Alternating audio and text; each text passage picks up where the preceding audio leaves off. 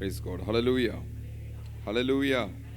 கர்த்தருடைய பரிசுத்த நாமம் மகிமைப்படுவதாக. இந்த ஞாயிற்றுக்கிழமை ஆராதனையிலே நீங்கள் வந்து தேவனை ஆராதிக்கும்படியாக வந்திருக்கிறவங்க யாவரையும் இயேசு கிறிஸ்து நாமத்தினாலே வாழ்த்துகிறோம். கர்த்தர் உங்கள் யாவரையும் ஆசீர்வதிப்பாராக. அவருடைய வேத புத்தகத்திலே ஒரு சில வசனங்களை நம்ம வாசிக்கலாம். வாசித்து நாம் அதுக்கேற்றாற் போல நம்மளுடைய இருதயத்தை ஆயத்தப்படுத்தி நாம் பாடப்போகிறோம். ஹல்லேலூயா. ஆமென். வெளிப்படுத்தின விசேஷம் 19வது அதிகாரம் 1வது வசனத்திலிருந்து கொஞ்சம் வாசிக்க கேட்கலாம். இவைகளுக்கு பின்பு பரலோகத்தில் திரளான ஜனக்கூட்டம் இடுகிற ஆரவாரத்தை கேட்டேன். அவர்கள் அல்லேலூயா, இரட்சணியமும் மகிமையும் கனமும் வல்லமையும் நம்முடைய தேவனாகிய கர்த்தருக்கே உரியது. அவருடைய நியாய தீர்ப்புகள் சத்தியமும் நீதியுமானவைகள்.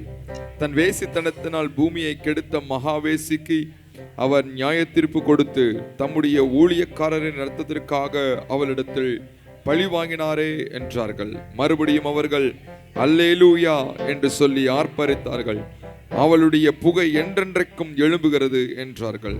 24 மூப்பர்களும் 4 ஜீவன்களும் வணக்கமாய் விழுந்து ஆமேன் அல்லேலூயா என்று சொல்லி சிங்காசனத்தில் மேல் வீற்றிருக்கும் தேவனை தொழுது கொண்டார்கள். மேலும் நமது தேவனுடைய ஊழியக்காரரே, அவருக்கு பயப்படுகிற சிறியோரும் பெரியோருமானவர்களே, நீங்கள் யாவரும் அவரை துதியுங்கள் என்று ஒரு சத்தம் சிங்காசனத்திலிருந்து பிறந்தது. அப்பொழுது திரளான ஜனங்கள் இடும் ஆரவாரம் போலவும் பெருமல்ல இரைச்சலை போலவும் பலத்த இடிமுழக்கம் போலவும் ஒரு சத்தம் உண்டாகி அல்லேலூயா, சர்வ வல்லமையுள்ள தேவனாகிய கர்த்தர் ராஜ்யபாரம் பண்ணுகிறார். போதும் போதும். ஹல்லேலூயா. அவர்கள் ஆராதிக்கிற விதத்தை நீங்கள் கவனிச்சீர்களா? இடிமுழக்கம் போல ஆராதித்தார்களாம். பெருவெள்ளத்தின் இரைச்சலை போல அல்லேலூயா என்று கர்த்தரை மகிமைப்படுத்தினார்களாம். ஹல்லேலூயா. இன்றைக்கு நாம் கர்த்தரை மகிமைப்படுத்தி சில பாடல்களை பாடி கர்த்தருடைய நாமத்தை நாம் மகிமைப்படுத்த போகிறோம். ஜெபம் கேட்டீரையா, ஜெயம் தந்தீரையா.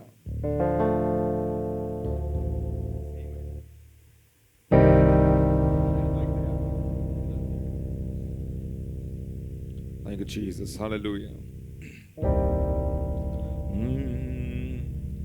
ஜெபம் கேட்டீரையா,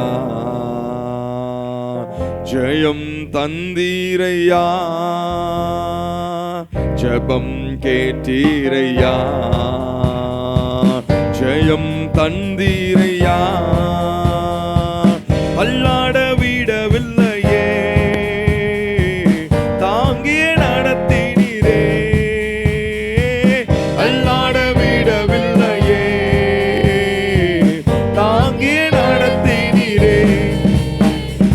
புகழ்கின்றேன் பாட்டு பாடி பூயானுக்கு ஓய்ந்தது, புது ராகம் பிறந்தது. புகழ்கின்றேன் பாட்டு பாடி பூயானுக்கு ஓய்ந்தது, புது ராகம் பிறந்தது. நன்றி அப்பா வல்லவரே, என்றும் என்றும் வல்லவரே. நன்றி அப்பா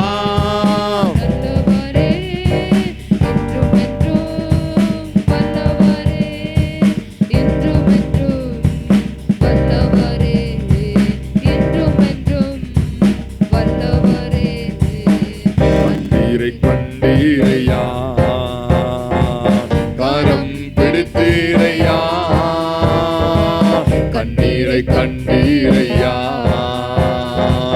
கரம் பிடித்தீரையா.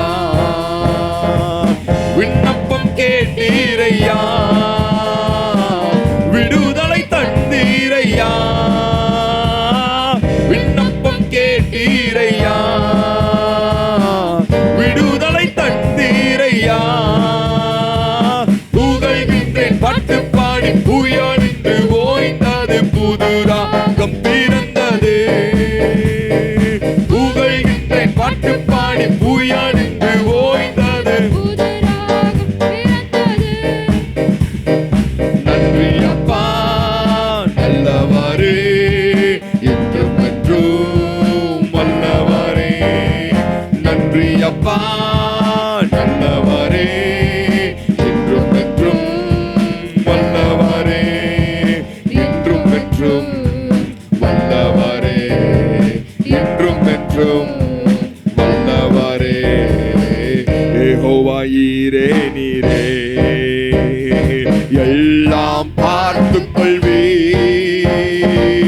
யெகோவா ஈரே நீரே எல்லாம் பார்த்துக் கொள்வீர்.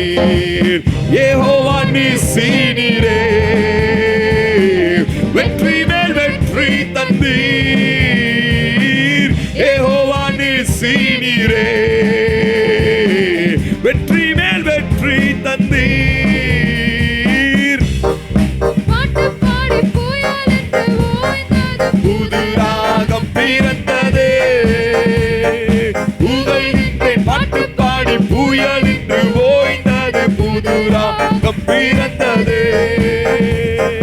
நன்றி அப்பா நல்லவரே என்றும் என்றும் வல்லவரே.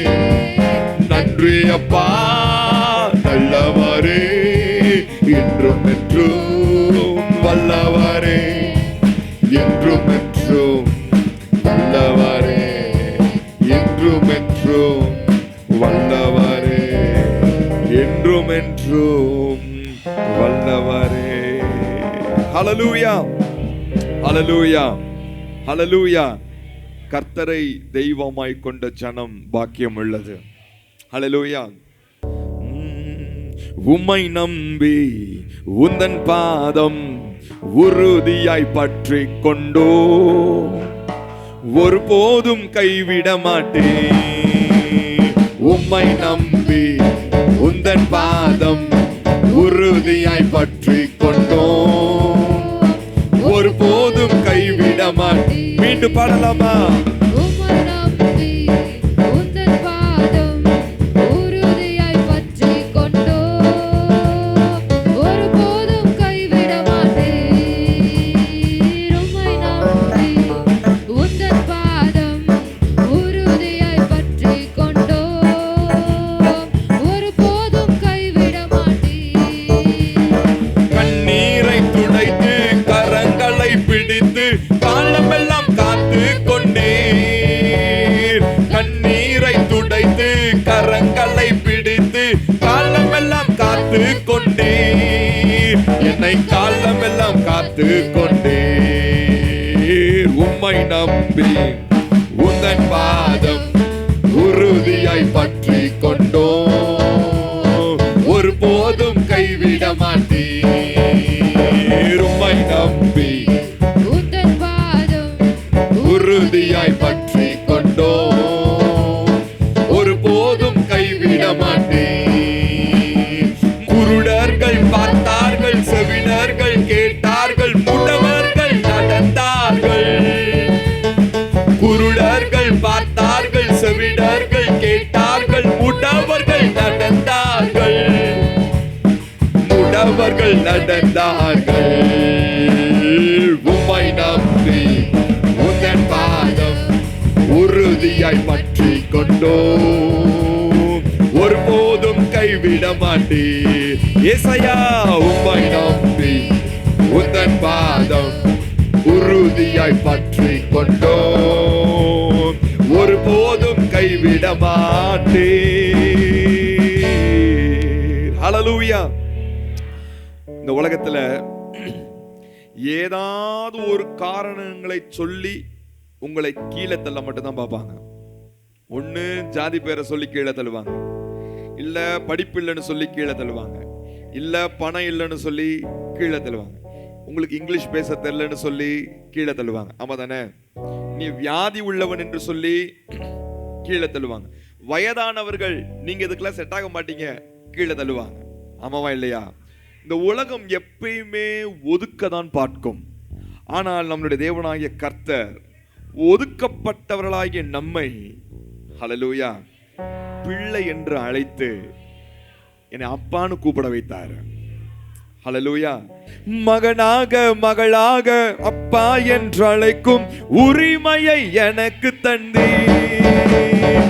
மகனாக மகளாக அப்பா என்றழைக்கும் உரிமையை எனக்கு தந்தீர். உரிமையை எனக்கு தந்தீர். உம்மை நம்பி உந்தன் பாதம் உறுதியாய் பற்றி கொண்டு ஒருபோதும் கைவிட மாட்டேன். கொஞ்சம் சிரிச்சுட்டே பாடலாமே, ஹாப்பியா பாடுங்க. உந்தன் பாதம் Amen. உறுதியாய் பற்றிக் கொண்டோம், ஒருபோதும் கைவிட மாட்டேன். கண்ணீரை துடைத்து கரங்களை பிடித்து காலமெல்லாம் காத்து கொண்டீர். கண்ணீரை துடைத்து கரங்களை பிடித்து காலமெல்லாம் காத்து கொண்டீர். என்னை காலமெல்லாம் காத்து கொண்டீர். உம்மை நம்பி உந்தன் பாதம் உறுதியாய் பற்றி கொண்டோம், ஒருபோதும் கைவிட மாட்டேன். உம்மை நம்பி உந்தன் பாதம் உறுதியாய் பற்றி கொண்டோம், ஒருபோதும் கைவிட மாட்டேன். அச்சாரமாய் முத்திரையாய் அபிஷேக வல்லமையை அடிமைக்கு அச்சாரமாய் முத்திரையாய் அபிஷேக வல்லமையை அடிமைக்கு தந்தீரே. இந்த அடிமைக்கு தந்தீரே. உம்மை நம்பி உந்தன் பாதம் உறுதியாய் பற்றி கொண்டோம், ஒருபோதும் கைவிட மாட்டேன். உம்மை நம்பி உந்தன் பாதம் உறுதியாய் பற்றி கொண்டோம், ஒருபோதும் கைவிட மாட்டேன். ஹல்லேலூயா, ஹல்லேலூயா, ஹல்லேலூயா. நீர் ஒருபோதும் என்னை கைவிட மாட்டீர் என்று நான் அறிந்திருக்கிறேன் ஆண்டவரே அப்படின்னு சொல்றவங்க ஹல்லேலூயா சொல்லுங்க பார்க்கலாம். ஆமென், பிரைஸ் காட், ஹல்லேலூயா. பாடி புகழ்வேன், நான் ஆடி மகிழ்வேன், அவர் நன்மைகளை எங்கும் சொல்லுவேன். அப்பா சமூகத்தில் ஆடி பாடி மகிழ்ந்திருப்பேன். அவர் இஸ்ரவேலின் வல்லவர். ஹல்லேலூயா, அவர் இஸ்ரவேலின் வல்லவராக இருக்கிறார்.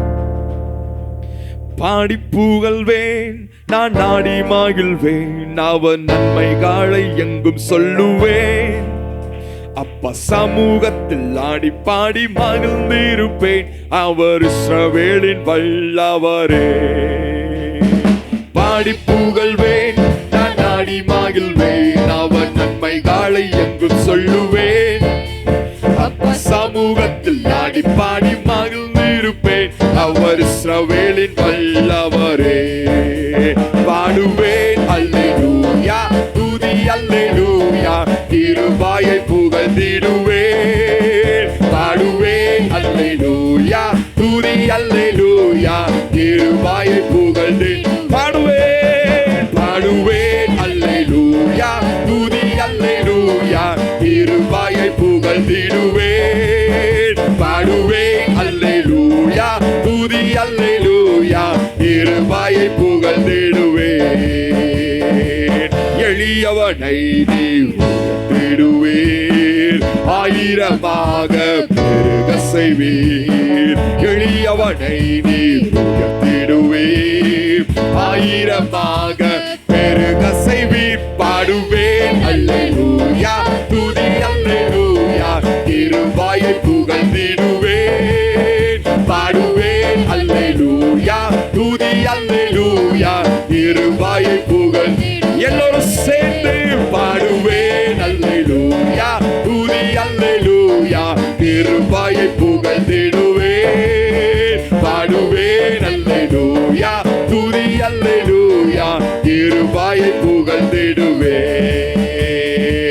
பகைக்கும் ஜனங்களின் நடுவினிலே பந்தியை கொடுத்து உயர்த்திடுவீர்.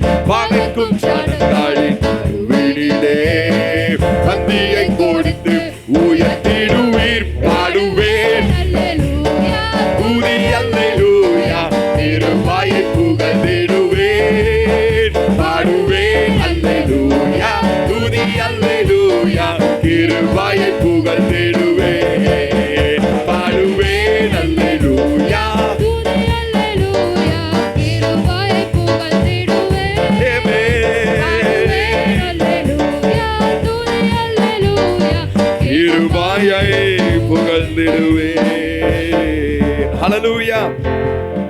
நம்ம இயேசு கிறிஸ்து கழுதையின் மேல் மரியின் மேல் வரும்பொழுது, கழுதை குட்டியாகிய அந்த மரியின் மேல் வரும்பொழுது எல்லாரும் அவரை துதி செலுத்துவதற்காக கையில என்ன வச்சிருந்தாங்களாம்? குருத்தோலையை பிடித்து ஓசனா என்று அவர் என்ன செய்தார்களாம்? ஆர்ப்பரித்தார்களாம். ஹல்லேலூயா. ஏதாவது ஒரு ஆக்ஷன் நம்ம பண்ணி அவரை மகிமைப்படுத்த போறோம். அவர் கொண்டாடப்படத்தக்கவராய் இருக்கிறார். அவர் கொண்டாட்டத்திற்கு பாத்திரராய் இருக்கிறார். நாம் அவரை கொண்டாட வேண்டும். we need to celebrate him. ஏனென்றால் அவ்வளோ பெரிய காரியத்தை செய்திருக்கிறார். பிகாஸ் அவர் சும்மா வரல, கர்த்தருடைய நாமத்தினாலே வந்த ராஜா நம் நடுவில் அந்த ராஜாவாய் வந்திருக்கிறார். ஹல்லேலூயா, ஹல்லேலூயா. கைகளை அசைத்து ஆராதிக்கலாமா? பாடுவேன் அல்லேலூயா, துதி அல்லேலூயா, கிருபையை புகழ்ந்திடுவேன். பாடுவேன் அல்லேலூயா, துதி அல்லேலூயா, கிருபையை பாடுவேன். பாடுவேன் அல்லேலூயா, துதி அல்லேலூயா, கிருபையை புகழ்ந்திடுவேன். பாடுவேன் அல்லேலூயா, துதி அல்லேலூயா, கிருபையை புகழ்ந்திடுவேன். கைகளை அசைத்து பாடுவேன் அல்லேலூயா, துதி அல்லேலூயா, கிருபையை புகழ்ந்திடுவேன். பாடுவேன் அல்லேலூயா, துதி அல்லேலூயா, கிருபையை புகழ்ந்திடுவேன். பகைக்கும் ஜனங்களின் நடுவினிலே பந்தியை கொடுத்து உயர்த்திடுவீர். பகைக்கும் ஜனங்களின் நடுவினிலே பந்தியை கொடுத்து உயர்த்திடுவீர். பாடுவேன் அல்லேலூயா, துதி அல்லேலூயா, கிருபையை yes Lord. பாடுவேன் அல்லேலூயா, துதி அல்லேலூயா, கிருபையை புகழ்ந்திடுவேன். பாடுவேன், பாடுவேன் அல்லேலூயா,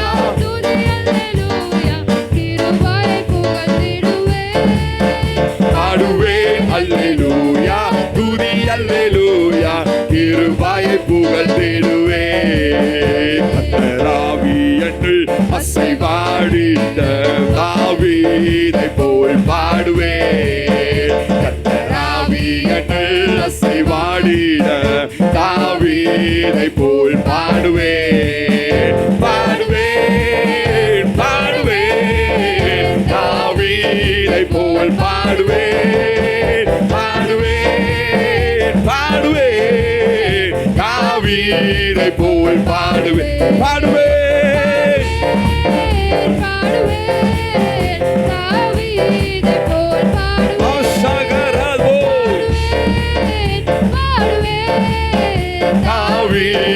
போல் பாடுவேன். கர்த்தராவி என்று அசைவாடிட தாவீதை போல் பாடுவேன். கர்த்தராவி என்று அசைவாடிட தாவீதை போல் கொஞ்சம் அப்படி அசைச்சு ஆடுவேன், ஆடுவேன், தாவீதை போல் ஆடுவேன், ஆடுவேன், ஆடுவேன், தாவீது. ரெண்டு கைய மேல உயர்த்தி ஆடுவேன்,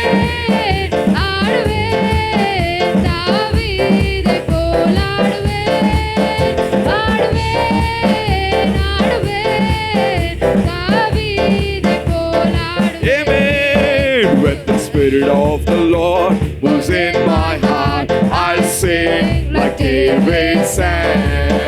When the Spirit of the Lord moves in my heart, I sing like David.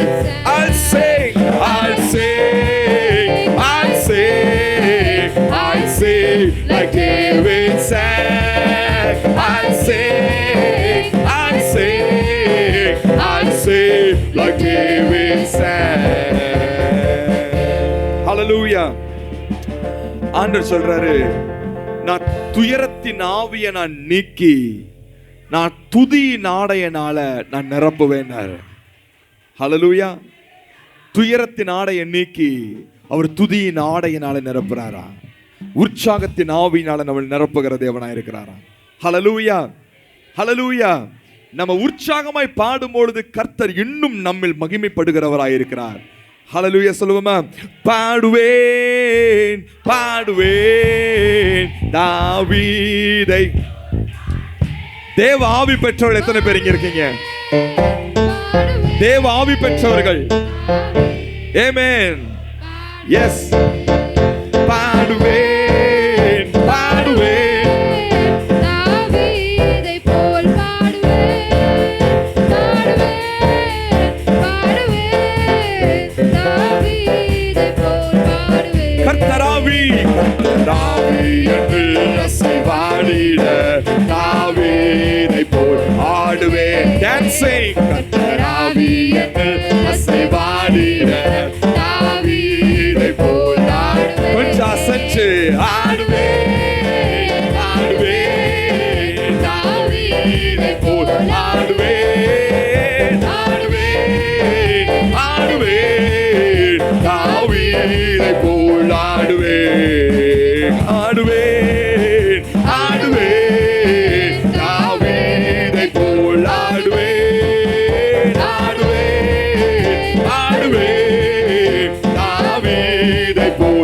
பாடுவே, பாடி புகழ்வே, நான் ஆடி மகிழ்வேன், அவர் நன்மைகளை எங்கும் சொல்லுவேன்.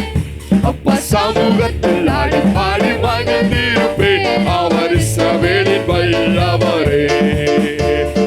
பாடி புகழ்வேன், நான் ஆடி மகிழ்வேன், அவர் நன்மைகளை எங்கும் சொல்லுவேன். அப்பா சமூகத்தில் ஆடி பாடி மகிழ்ந்திருப்பேன், அவர் இஸ்ரவேலின் வல்லவரே. பாடுவேன் அல்லேலூயா, துதி அல்லேலூயா, இருவாயை புகழ்ந்திடுவேன். பாடுவேன் அல்லேலூயா, துதி அல்லேலூயா, இருவாயை புகழ்ந்து பாடுவேன், பாடுவேன் அல்லேலூயா, துதி அல்லே ஷவரகரதா ரிவலஷகனலமு இருவாயை புகழ்ந்திடுவேன்.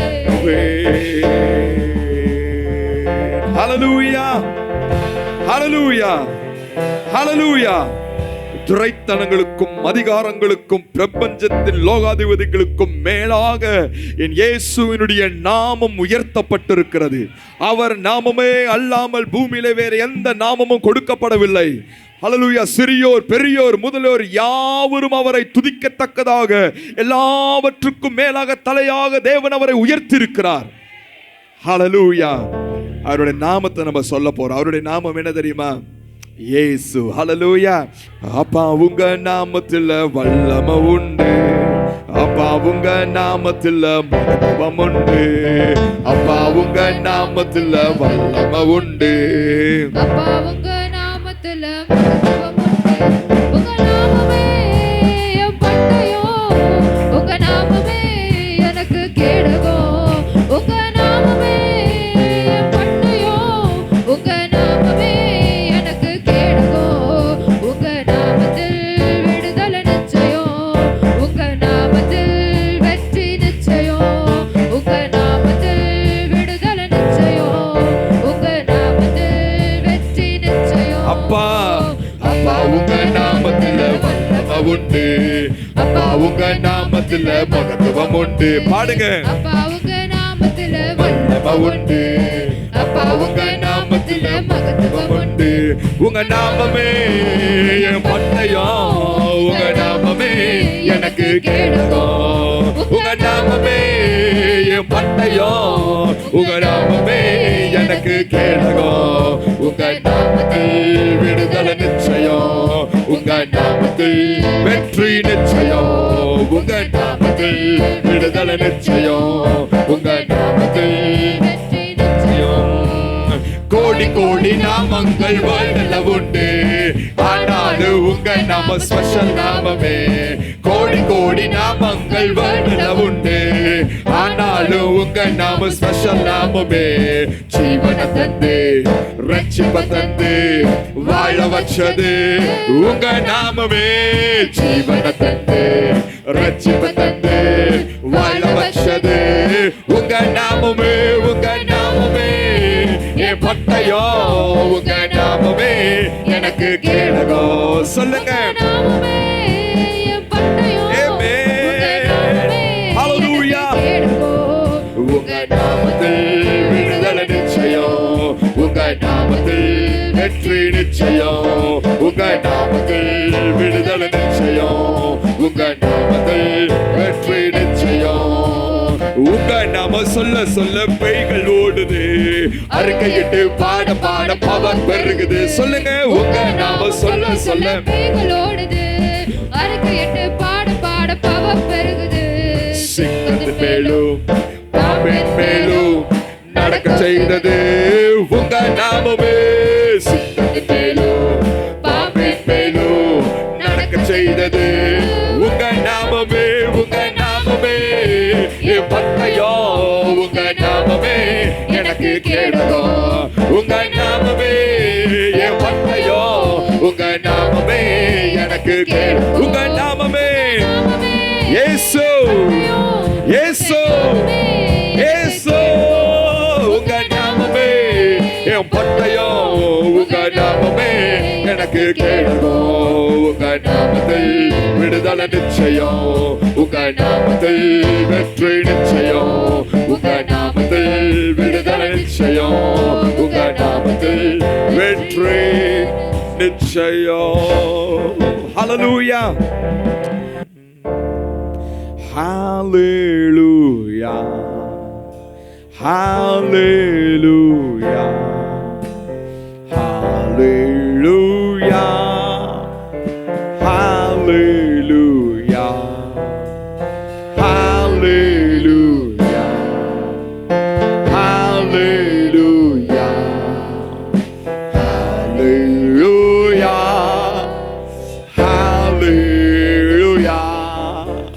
ஹல்லேலூயா, ஹல்லேலூயா, ஹல்லேலூயா,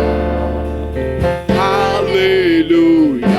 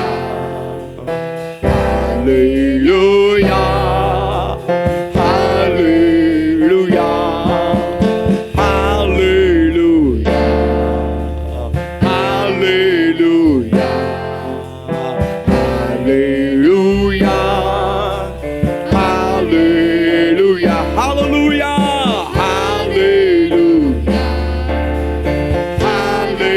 ஹல்லேலூயா, ஹல்லேலூயா, ஹல்லேலூயா, ஹல்லேலூயா, ஹல்லேலூயா, ஹல்லேலூயா,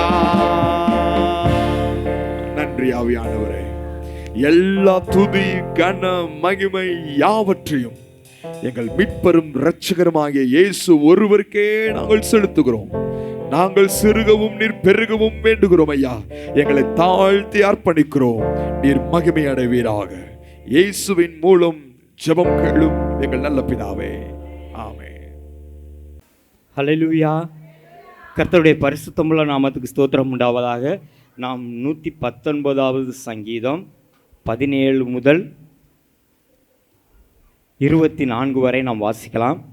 நம் கண்களை மூடி பரிசுத்த ஆவியானவருடைய பாதத்திலே நம்மை தாழ்த்தி அர்ப்பணிப்போம். எங்களை வழிநடத்தி வருகின்ற பரிசுத்த ஆவியானவரே, உம்முடைய பாதத்தில் ஆண்டவரே, எங்கள் ஒவ்வொருவரையும் தாழ்த்தி அர்ப்பணிக்கின்றோம் ராஜா. தகப்பனே, அப்பா, நீர் வந்து எங்களை ஆசீர்வதிப்பீராக ஆண்டவரே. உம்முடைய வார்த்தை சொல்லியிருக்கிறதே ஆண்டவரே, என் இருதயத்தின் தியானமும் என் வாயின் வார்த்தைகளும் என் இருதயத்தின் தியானமும் உம்முடைய சமூகத்தில் பிரீதியாக இருப்பதாக என்று சொன்ன நம்முடைய வார்த்தையின்படியாக ஆண்டவரே, அடியானுடைய இருதயத்தின் தியானமும் அடியானுடைய வாயின் வார்த்தைகளும் ஆண்டவரே உமக்கு பிரியமாக இருக்க நீர் இரக்கம் செய்வீராக. உம்முடைய சித்தமாத்திரம் நிறைவேறட்டும் ஆண்டவரே. அடியானுடைய ஆவி ஆத்துமா சரீரத்தை தாழ்த்தி அர்ப்பணிக்கின்றேன் இயேசுவின் நாமத்தில் பிதாவே, ஆமேன். ஹல்லேலூயா. கர்த்தருடைய பரிசுத்தமுள்ள நாமத்துக்கு ஸ்தோத்திரம் உண்டாவதாக. நாம் இங்கு வாசிக்கும் பொழுது உமது அடியேனுக்கு அனுகூலமாயிரும், அப்பொழுது நான் பிழைத்திருந்து உமது வசனத்தை கை கொள்ளுவேன் என்று இப்படியாக பரிசுத்த ஆவியானவர் தாவீது ராஜா மூலமாக நம்மோடு கூட பேசுகின்றார். ஹல்லேலூயா. அநேகர் சங்கீதங்கள் எழுதி இருந்தாலும் அவைகள் எல்லாமே தாவீதின் சங்கீதங்கள் என்று சொல்லப்பட்டிருக்கிறது. நாமும் கூட தாவீதின் அனுபவங்களைப் போல நாமும் அந்த வார்த்தையோட தாவீது ராஜாவோட நாமும் இணைந்து செயல்படும் பொழுது, அப்படியாக நாமும் அந்த வார்த்தையின்படியாக நாமும் நடக்கும் பொழுது, நமக்கும் நம்முடைய காரியங்களை அனுகூலமாக கர்த்தர் நமக்கு இறக்க செய்வார். ஹல்லேலூயா. தாவீதுக்கு எப்படி அனுகூலமான காரியங்களை செய்தாரோ அதே போல நமக்கும் கர்த்தர் நமக்கு அனுக்கிரக செய்வார். ஹல்லேலூயா. நம்ம வேதத்தில் நம்ம பார்க்கும் பொழுது, நம்முடைய வாழ்க்கையில் நம்ம பார்க்கும் பொழுது, நமக்கு எந்த ஒரு காரியமும் அனுகூலமாக வேண்டும் என்றால் அது பரத்திலிருந்து உண்டாயிருக்க வேண்டும். ஹல்லேலூயா. நமக்கு எந்த ஒரு காரியம் அனுகூலமாக வேண்டும் என்றால் அது எங்கே இருந்து அனுகூலமாகுகிறது என்றால் அது பரத்திலிருந்து நமக்கு அனுகூலமாகின்றது. வேதம் இப்படியாக நமக்கு சொல்லுகிறது பாருங்கள். நன்மையான எந்த ஈவும் பூரணமான எந்த வரமும் பரத்திலிருந்து உண்டாகி ஜோதிகளின் பிதாவிடத்திலிருந்து இறங்கி வருகிறது என்று வேதத்தில் நமக்கு சொல்லப்பட்டிருக்கிறது. ஹல்லேலூயா. நமக்கு எதிரி யாரும் அல்ல, பிசாசானவன் ஒருவனே, எந்த மனிதனும் அல்ல. ஹல்லேலூயா. ஹல்லேலூயா. நம்முடைய ஆண்டவராகிய இயேசு கிறிஸ்துக்கு யார் எதிரி என்றால் பிசாசானவன் ஒருவன் மாத்திரமே. ஹல்லேலூயா. நமக்கு இந்த பூமியில் நமக்கு காரியங்கள் அனுகூலமாக வேண்டும் என்றால் நமக்கு ஒரே ஒருவர் மாத்திரம் இருந்தால் போதும்.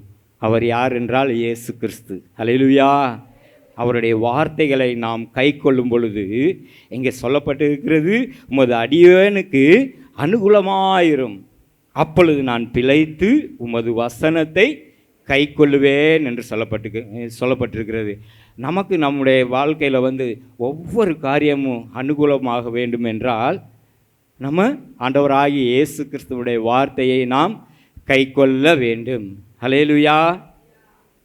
நம்ம வேதத்தில் பார்க்குறோம், யாருக்கு அனுகூலமாக இருந்தது காரியங்கள், யார் பிழைத்து கொண்டா என்று நாம் பார்க்கும் பொழுது எங்கே அநேக பரிசுத்தவான்களுடைய காரியங்கள் அவர்களுடைய வாழ்க்கையில் அனுகூலமாக இருந்தது. அநேக பிழைத்து கொண்டார்கள். ஹல்லேலூயா. ஆவிக்குரிய வாழ்க்கையிலும் சரீரத்துக்குரிய வாழ்க்கையிலும் ஆத்துமாவுக்குரிய வாழ்க்கையிலும் அநேகருடைய காரியங்கள் அனுகூலமாக இருந்தது. இன்றைக்கும் பரிசுத்தவான்களுடைய வாழ்க்கையில் அவருடைய காரியங்கள் அனுகூலமாகிக்கொண்டே இருக்கிறது. ஹல்லேலூயா. அதே போல் நமக்கும் அனுகூலமாக வேண்டும் என்று நாமும் விரும்புகிறோம். ஹல்லேலூயா. நம்முடைய காரியங்களை நாம் நினைத்து பார்ப்போம். எந்தெந்த காரியங்கள் நமக்கு அனுகூலமாகலை, நம்முடைய வீட்டு காரியங்களா, நம்முடைய கடன் பிரச்சனைகளா, நம்முடைய படிப்பு காரியங்களா, பிள்ளைகளுடைய எதிர்காலங்களா, நண்பர்களுடைய காரியங்களா, ஹல்லேலூயா, நம்முடைய ஊழிய காரியங்களா, ஹல்லேலூயா, இன்னும் அனுகூலமாகலை ஆண்டவரே. நமக்குள்ள எப்பொழுதுமே அது இருந்து கொண்டே இருக்கும். ஹல்லேலூயா. எது நம்ம மூச்சு இருக்கிற வரைக்கும் ஏதாவது ஒரு காரியம் இன்னும் எனக்கு நடக்கலை ஆண்டவரே, இன்னும் எனக்கு நடக்கலை ஆண்டவரே.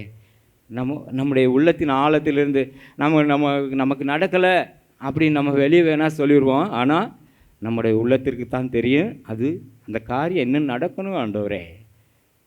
ஹல்லேலூயா. நாம் அப்படியாக வேதத்தில் ஒரே ஒரு நபரை நாம் பார்க்கலாம். பழைய ஏற்பாட்டு காலத்தில் சாலமோன் ராஜாவை குறித்து நாம் பார்க்கலாம். 2 நாளாகமும் 7வது அதிகாரம் 11வது வசனத்தை நாம் வாசிக்கலாம். இவ்விதமாய் சாலமோன் கர்த்தருடைய ஆலயத்தையும் ராஜ அரண்மனையையும் கட்டி தீர்த்தான். கர்த்தருடைய ஆலயத்திலும் தன் அரண்மனையிலும் சாலமோன் செய்ய மனதாய் இருந்ததெல்லாம் அனுகூலமாயிற்று. ஹல்லேலூயா. சாலமோன் ராஜாவுக்கு இப்படியாக அனுகூலமாக்கின காரியம். அங்கே சாலமோன் ராஜ அரண்மனையிலும் சாலமோன் ராஜ அரண்மனையையும் ஆலயத்தையும் ராஜ அரண்மனையையும் கட்டி தீர்த்தான் என்று பார்க்கிறோம். இது எவைகளை குறிக்கிறது என்றால் நம்முடைய சரீர பிரகாரமான வாழ்க்கையையும் நம்முடைய ஆவிக்குரிய வாழ்க்கையையும் குறிக்கிறது. நமக்கும் சரீர பிரகாரமான வாழ்க்கையிலும் ஆவிக்குரிய வாழ்க்கையிலும் அனுகூலமாக வேண்டும் என்றால் நாம் சாலமோன் செய்ததைப் போல நாம் செய்யும் பொழுது நம்முடைய வாழ்க்கையிலும் கர்த்தர் நம்முடைய காரியங்களை அனுகூலமாகும்படி செய்வார்.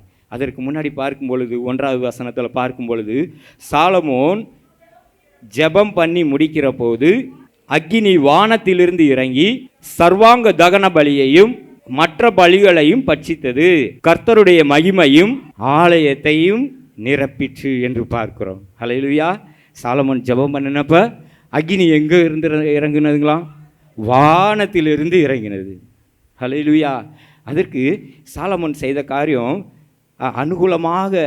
அனுகூலமாக செய்ய வேண்டிய இருந்ததற்காக சாலமோன் செய்த காரியத்தை நாம் பார்க்கும் பொழுது 7வது வசனத்தில் இப்படியாக சொல்லப்பட்டிருக்குது.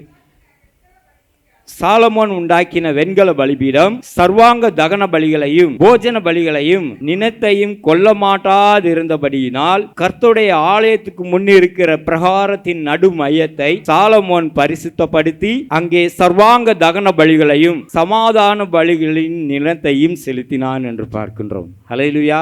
இவ்விதமான 3 பலிகளை சாலமோன் ராஜா செலுத்தினதை நாம் பார்க்கிறோம். சர்வாங்க தகன பலி, போஜன பலி, சமாதான பலி. சர்வாங்க தகன பலி என்று சொல்லப்படும் பொழுது அது நம்முடைய உச்சந்தலை முதல் உள்ளங்கால் வரைக்கும் நாம் அவரிடத்தில் சரண்டர் ஆகுவது குறிக்கிறது. போஜன பலி என்று சொல்லப்படும் பொழுது அது தேவ சித்தத்தை குறிக்கிறது. அவரே நமக்கு போஜனமாக இருக்கின்றார். நம்முடைய ஆண்டவராகிய இயேசு கிறிஸ்து, அவருடைய வார்த்தைகள் நமக்கு போஜனம். நம்முடைய ஆண்டவராகிய இயேசு கிறிஸ்து இப்படியாக சொல்கிறார், எனக்கு ஒரு போஜனம் இருக்கிறது, அது தேவ சித்தத்தை செய்வது என்னுடைய போஜனமாக இருக்கிறது என்று நம்முடைய ஆண்டவராகிய இயேசு கிறிஸ்து கூறினார். அதற்கப்புறம் பார்க்கும் பொழுது சமாதான பலி. ஹல்லேலூயா. நம்ம சமாதான பலி செலுத்தும் பொழுது நம்முடைய உள்ளம் சமாதானமாக இருக்கும். சமாதான பலி என்று சொல்லப்படும் பொழுது பரலோகத்தின் தேவனுக்கும் நமக்கும் பரிசுத்த ஆசாரியன் நடுவிலே நின்று நமக்கு ஆசீர்வாதத்தை பெற்றுக் கொடுக்கின்ற காரியம். ஹல்லேலூயா. அதே போல தான் நம்முடைய ஆண்டவராகிய இயேசு கிறிஸ்துவும் நமக்கு ஆசீர்வாதத்தை பெற்றுக்கொள்ளும்படியாக பரத்துக்கும் பூமிக்கும் நடுவிலே சிலுவையிலே தொங்கினார். ஹல்லேலூயா. அவர் நமக்கு இந்த காரியங்களை குறித்து பார்க்கும் பொழுது சாலமோன் ராஜா இப்படியாக 3 பலிகளை செலுத்தின பொழுது சாலமோனுக்கு காரியங்கள் அனுகூலமாயிற்று என்று பார்க்கிறோம்.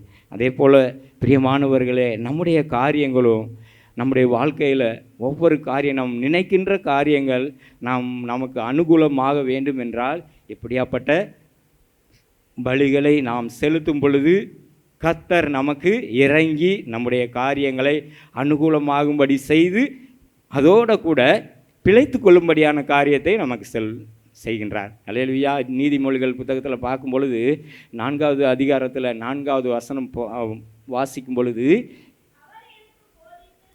அவர் எனக்கு போதித்து சொன்னது, உன் இருதயம் என் வார்த்தைகளை காத்துக்கொள்ள கலவுது, என் கட்டளைகளை கைக்கொள், அப்பொழுது பிழைப்பாய். ஹல்லேலூயா. நம்ம வேதத்தில் நம்ம பார்க்கிறோம், அவருடைய கட்டளைகளை கை கொள்ளும் பொழுது நாம் பிழைத்து கொள்ளும். அவருடைய கட்டளைகள் என்ன? அவருடைய வார்த்தைகள் நமக்கு கட்டளைகள் ஒவ்வொன்றும். நம்முடைய ஆண்டவராகிய இயேசு கிறிஸ்து வந்த பொழுது அவர் எப்படி போதித்தாருங்களா? ஹல்லேலூயா. அதிகாரமுடையவராய் போதித்தார் என்று பார்க்கின்றோம். ஹல்லேலூயா. நம்முடைய ஆண்டவராகிய இயேசு கிறிஸ்துவுக்கு மாத்திரம் வானத்திலும் பூமியிலும் சகல அதிகாரம் கொடுக்கப்பட்டிருக்கிறது. பிரியமானவர்களே, நமக்கு இந்த பூமியில் போராட்டம் இல்லை. நாம் எந்த ஒரு காரியமும் நமக்கு அனுகூலமாக வேண்டும் என்றால் இந்த பூமியில் நமக்கு போராட்டம் இல்லை. மனிதர்களோடு நமக்கு போராட்டம் அல்ல, நம்முடைய உற்றார் உறவினர்களோடு போராட்டம் அல்ல, நம்முடைய நண்பர்களோடு போராட்டம் அல்ல.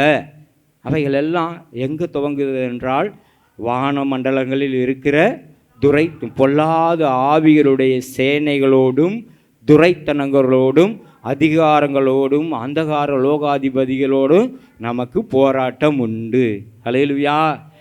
அன்றைக்கு பார்க்கும்போது தானியேலுடைய ஜெபத்துக்கு எத்தனை நாள் போராடினார்? 21 நாள் தேவதூதன் போராடினார். ஹல்லேலூயா. அதே போல் நம்முடைய ஜெபத்துக்கும் நம்முடைய காரியங்கள்லையும் நமக்கு போராட்டம் உண்டு. ஹல்லேலூயா. அது எப்படியாப்பட்ட காரியமானாலும் சரி, அது நமக்கு போராட்டம் உண்டு. அது சரீரப்பிரகாரமான காரியமானாலும் அது வானமண்டலங்களில் இருக்கிற அந்த போராட்டமே. நம்ம வேதத்தில் பார்க்குறோம். மார்க்கு 5வது அதிகாரத்தில் நாம் வாசிக்கலாம். 22வது அதிகாரம். அப்பொழுது ஜெப ஆலய தலைவரில் ஒருவனாகிய யவீரு என்பவன் வந்து அவரை கண்டவுடனே அவர் பாதத்தில் விழுந்து, என் குமாரத்தி மரண அவஸ்தைப்படுகிறாள், அவள் ஆரோக்கியம் அடையும்படி நீர் வந்து அவள் மேல் உமது கைகளை வையும், அப்பொழுது பிழைப்பாள் என்று அவரை மிகவும் வேண்டிக் கொண்டான். ஹல்லேலூயா. அங்கே பார்க்கும் பொழுது அவர் என்ன பண்ணினாருங்களா? அவர் பாதத்தில் விழுந்து அவரை மிகவும் வேண்டிக் கொண்டான் என்று பார்க்கிறோம். அப்போ தன்னை முழுவதும் சரண்டர் பண்ணி யவீர் வேண்டிக் கொண்டதை நம்முடைய ஆண்டவராகிய இயேசு கிறிஸ்து அவருடைய மகளுக்கு சுகத்தை கொடுத்தார். ஹல்லேலூயா. அவர் 35வது வசனம் வாசிக்கும் பொழுது அவர் இப்படி பேசி கொண்டிருக்க ஜெப ஆலய தலைவனுடைய வீட்டிலிருந்து சிலர் வந்து, உம்முடைய குமாரத்தி மரித்து போனாள், நீ ஏன் போதகரை வருத்தப்படுத்துகிறீர் என்றார்கள். அவர்கள் சொன்ன வார்த்தையை இயேசு கேட்டவுடனே ஜெப ஆலய தலைவனை நோக்கி, பயப்படாதே, விசுவாசம் உள்ளவனாயிரு என்று சொல்லி பேதுருவையும் யாக்கோபையும் யாக்கோபின் சகோதரன் யோவானையும் தவிர வேறொருவரும் தம்மோடு கூட வருகிறதற்கு இடங்கொடாமல் என்று பார்க்கின்றோம். அல்லேலூயா. நம்முடைய காரியங்களை குறித்து சொல்லிடுவாங்க. பிள்ளைகளுடைய காரியங்களா, நம்முடைய சொந்த பந்தங்களுடைய காரியங்களா, எதிர்காலங்களா? பிரியமானவர்களே, நீங்கள் பயப்படாதிருங்க. அன்றைக்கு பேதுருவையும் எல்லாரும் சொல்லலாம், ஜனங்கள் சொல்லலாம். ஜனங்களை சொல்ல சொல்கிறவன் யார் என்று பார்த்தால் அவன் பிசாசானவனே. அல்லேலூயா. பிசாசானவன் இப்படி தான் பயமுறுத்துவான், ஜனங்கள் மூலமாக வந்து பயமுறுத்துவான். அதற்கு இயேசு என்ன சொல்கிறாரு பாருங்களே. அவர்கள் சொன்ன வார்த்தையை இயேசு கேட்டவுடனே, அல்லேலூயா, ஜெப ஆலய தலைவனை நோக்கி, பயப்படாதே, விசுவாசம் உள்ளவனாயிரு என்று சொல்லி. அல்லேலூயா. மற்றவங்க யாராவது சொல்கிறாங்களா நம்முடைய காரியங்களை? இயேசு சொல்கிறார், நம்முடைய ஆண்டவராகிய இயேசு கிறிஸ்து சொல்லுகிறார், பயப்படாதே, விசுவாசமுள்ளவனாயிரு என்று சொல்கிறார். அல்லேலூயா. அப்போது சொல்கிறாரு, பேதுருவையும் யாக்கோபையும் யோவானையும் கூட்டிக் கொண்டு போகிறார். வேறு யாரும் தனியாக வரல. அல்லேலூயா. அவர்கள் யாரை குறிக்கிறது என்றால், நம்முடைய இந்த வேதத்தின்படி நம்ம பார்க்கும் பொழுது, நம்ம சற்று தியானிக்கும் பொழுது, அது நம்முடைய ஆவி, ஆத்மா, சரீரத்தை குறிக்கிறதா இருக்கிறது. அல்லேலூயா. அவர் நம்மோடு கூட வருகிறார். அவர் நம்ம மாத்திரம் கூட்டிகிட்டு போகிறார். அல்லேலூயா. நம்முடைய காரியங்களாம் நீங்கள் பயப்படாதீங்க, நம்ம கூட வர்றார். அவங்க 3 பேர்த்தை எல்லாத்தையும் அனுப்பிச்சிட்டார் இல்லைங்களா? அல்லேலூயா. எல்லாத்தையும் அனுப்பிச்சிட்டு இவங்க 3 பேர்த்தை மட்டும் கூட்டிகிட்டு போகிறார். அப்போ எல்லாருடைய வார்த்தையும் அவர் புறம்பே தள்ளிவிட்டு நம்முடைய விசுவாசத்தை அவர் கனப்படுத்துகிறார். அல்லேலூயா. அப்போது ஜெப ஆலய தலைவனுடைய வீட்டில் வந்து சந்தடியை மிகவும் அழுது புலம்புகிறவர்களையும் கண்டு உள்ளே பிரவேசித்து, நீங்கள் சந்தடி பண்ணி அழுகிறது என்ன? பிள்ளை மரிக்கவில்லை, நித்திரையாயிருக்கிறாள் என்றார். அதற்காக அவரை பார்த்து நகைத்தார்கள். எல்லாரையும் அவர் வெளியே போக பண்ணி பிள்ளையின் தகப்பனையும் தாயையும் தம்மோடே வந்தவர்களையும் அழைத்து கொண்டு பிள்ளை இருந்த இடத்தில் பிரவேசித்து பிள்ளையின் கையை பிடித்து தலித்தாகுமே என்றார். அதற்கு, சிறு பெண்ணே, எழுந்திரு என்று உனக்கு சொல்லுகிறேன் என்று அர்த்தமாம். உடனே சிறு பெண் எழுந்து நடந்தாள். அவள் 12 வயதுள்ளவளாய் இருந்தாள். அவர்கள் மிகுந்த ஆச்சரியப்பட்டு பிரமித்தார்கள். அல்லேலூயா. அப்புறம் என்ன பண்ணார் பாருங்க, ஆண்டவராகிய இயேசு கிறிஸ்து மற்ற எல்லாரையும் தள்ளிட்டு அதற்காக அவர் என்ன பண்ணுறாருன்னா, அதற்காக அவரை பார்த்து நகைத்தார்கள். அவர் எல்லாரையும் அவர் வெளியே போக பண்ணி பிள்ளையின் தகப்பனையும் தாயையும் தம்மோடு வந்தவர்களையும் அழைத்து கொண்டு. அல்லேலூயா. அப்போது நம்முடைய குடும்பத்துக்குள்ளே வர்றாரு. நாம் தான் அந்த வீடு, நம்முடைய சரீரம்தான் அந்த வீடு, நம்முடைய வீடு தான் அவருடைய ஆலயம். நாம் சபையாக கூடி இருக்கின்றோமே, அதுதான் அவருடைய ஆலயம். அல்லேலூயா. அவர் நமக்குள்ளே வந்திருக்கிறார், நம்முடைய வீட்டிற்குள்ளே வந்திருக்கிறார், நம்முடைய ஆலயத்துக்குள்ளே வந்திருக்கிறார். இயேசு கிறிஸ்துவை விசுவாசிக்கிற என்னுடைய சகோதரரே, சகோதரியே, உங்களுக்குள்ள ஆண்டவராகிய இயேசு கிறிஸ்து வந்திருக்கிறார். அல்லேலூயா. பரிசுத்தவான்களே, மரியாதைக்குரியவர்களே, அவர் உங்களுக்குள்ளே வந்திருக்கிறார். உங்களுக்குள்ளே வந்து தான் உங்களுடைய காரியங்களை பார்த்து, நம்முடைய பிள்ளைகளை பார்த்து, நம்முடைய பிள்ளைகளுடைய காரியத்தை பார்த்து அவர் என்ன சொல்கிறாருன்னா, பிள்ளையின் கையை பிடித்து தலித்தாகுமே என்றார். சிறுபெண்ணே, எழுந்திரு என்று உனக்கு சொல்லுகிறேன் என்றார். அல்லேலூயா. மரித்து போன காரியத்தை பார்த்து நம்முடைய ஆண்டவராகிய இயேசு கிறிஸ்து மரித்து போய் இருக்கின்ற நம்முடைய பிள்ளையினுடைய காரியத்தை பார்த்து, நம்முடைய சரீரத்தின் காரியத்தை பார்த்து என்ன சொல்கிறாரு பாருங்க, தலித்தாகுமே அப்படின்னு சொல்கிறாருங்க. அதற்கு என்ன அர்த்தமா? சிறு பெண்ணே எழுந்திரு என்று அர்த்தம். அல்லேலூயா. மரித்து போன அந்த காரியத்தை பார்த்து உயிரடைவாயாக, எழுந்திரு என்று சொல்லப்படும் பொழுது உயிரடைவாயாக. அல்லேலூயா. இன்றைக்கு நீங்கள் நம்முடைய காரியங்கள், நம்முடைய குடும்ப காரியங்கள் இருக்கிறீங்களா, அதில் நம்ம தவதாயப்படலாம். அல்லேலூயா. நம்முடைய எதிர்காலங்களை குறித்து நம்ம தவதாயப்படலாங்க. நீங்கள் ஒன்றுக்குமே கலங்காதீங்க. அந்த காரியத்தை குறித்து இயேசு என்கிற நாமத்தை நீங்கள் அந்த காரியத்தின் மேலே பிரஸ்தாபப்படுத்துங்க. அவர்களுக்காக நம்முடைய ஆண்டவராகிய இயேசு கிறிஸ்துவை நீங்கள் நோக்கி பாருங்கள். அவர் வந்து அந்த காரியத்தை உயிரடையும்படி செய்வார். ஹல்லேலூயா. பிரியமானவர்களே, நாமும் நம்முடைய வாழ்க்கையில் சாலமோனைப் போல நாமும் இந்த 3 பலிகளை நாம் செலுத்தும் பொழுது நம்முடைய காரியங்களை நமக்கு அனுகூலமாக்குவார். நம்முடைய காரியங்கள் பிழைத்து கொள்ளும். அதுக்கப்புறம் என்ன சொல்கிறார் தாவீது? நான் அப்புறம் 119 சங்கீதத்தில் 17வது வசனம் வாசிக்கும் பொழுது அவைகளின்படி நான் கைக்கொள்ளுவேன் என்று சொல்கிறார். ஹல்லேலூயா. அப்போது அவங்க எல்லாரும் அந்த காரியத்தை குறித்து நம்முடைய ஆண்டவராகிய இயேசு கிறிஸ்துவை நோக்கி அவர் பின்னாடி சென்றாங்க. ஹல்லேலூயா. நம்முடைய ஆண்டவராகிய இயேசு கிறிஸ்துவும் நம்முடைய காரியங்களுக்காக அவருக்கு அனுகூலமாக இருந்தது. ஹல்லேலூயா. அவரே போஜன பலியாக நம்முடைய வாழ்க்கையில் இருக்கிறார். ஹல்லேலூயா. அவரே நமக்கு சமாதான பலியாக இருக்கின்றார். ஹல்லேலூயா. அவர்தான் நமக்காக நம்மை மீட்டு கொள்ளும்படியாக நம்முடைய காரியங்கள் நமக்கு அனுகூலமாக வேண்டும் என்று, நாம் பிழைத்திருக்க வேண்டும் என்று, அவரை நாம் பின்பற்ற வேண்டும் என்று பிதாவாகிய தேவனிடத்திலே அவரையே நமக்காக சிலுவையில் தொங்கி அவரை சரண்டர் பண்ணினார். ஹல்லேலூயா. அவரே நமக்காக அவர் நம் போஜன பலியாக சிலுவையிலே அவரே ஒப்பு கொடுத்தார். ஹல்லேலூயா.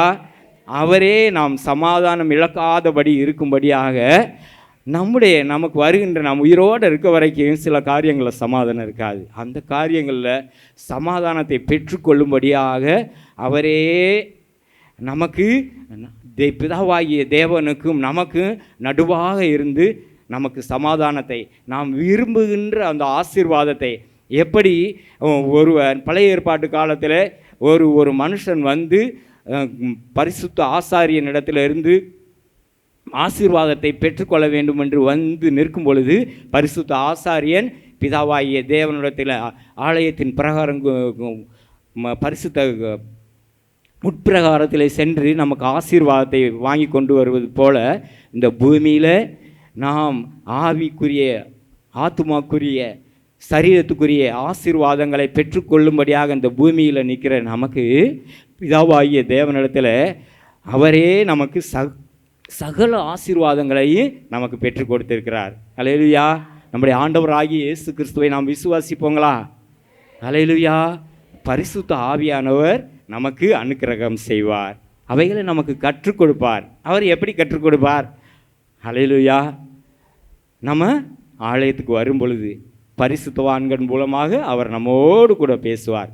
பரிசுத்த ஆசாரியன்கள் மூலமாக அவர் நம்ம கடிந்து கொள்வார். ஹல்லேலூயா. சில நேரங்களில் கடிந்து கொள்வார். கடிந்து கொண்டு அவர் சொல்கிறார், நீதிமொழிகள் புத்தகங்களை நாம் வாசிக்கும் பொழுது அவர் அநேக இடங்களில் என் மகனே, என் மகளே என்று அவர் நமக்கு கட்டளை கொடுக்கிறார். நமக்கு கட்டளை கொடுத்து, என் மகளே, என் கட்டளைகளை உன்னிடத்தில் பத்திரப்படுத்து என்று சொல்கிறார். என் கட்டளைகளும் என்னுடைய போதகமும் என்னுடைய கற்பனைகளும் உன்னுடைய கண்ணின் மணியை போல காத்துக்கொள் என்று சொல்கிறார்.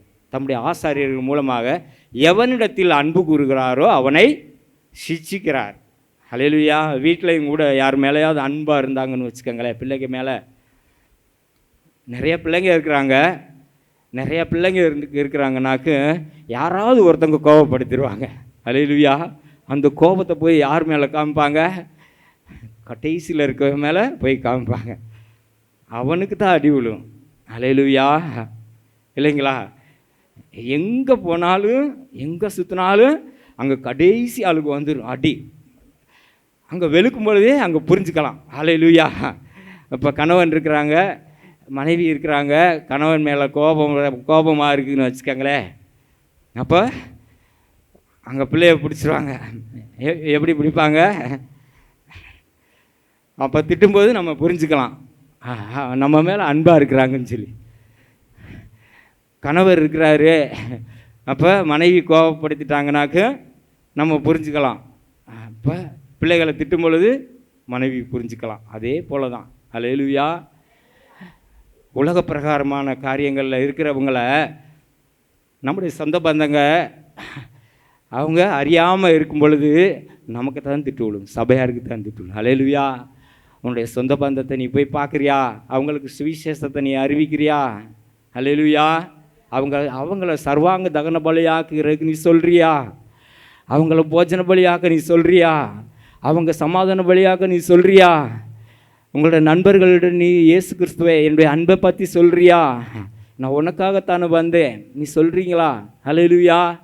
நமக்கு தான் சிச்சை சில நேரங்களில் சபையாரை நமக்குள்ளே தான் அவருடைய பரிசுத்தவான்கள் மூலமாக நம்மோட கூட பேசுவார். அல்லேலூயா.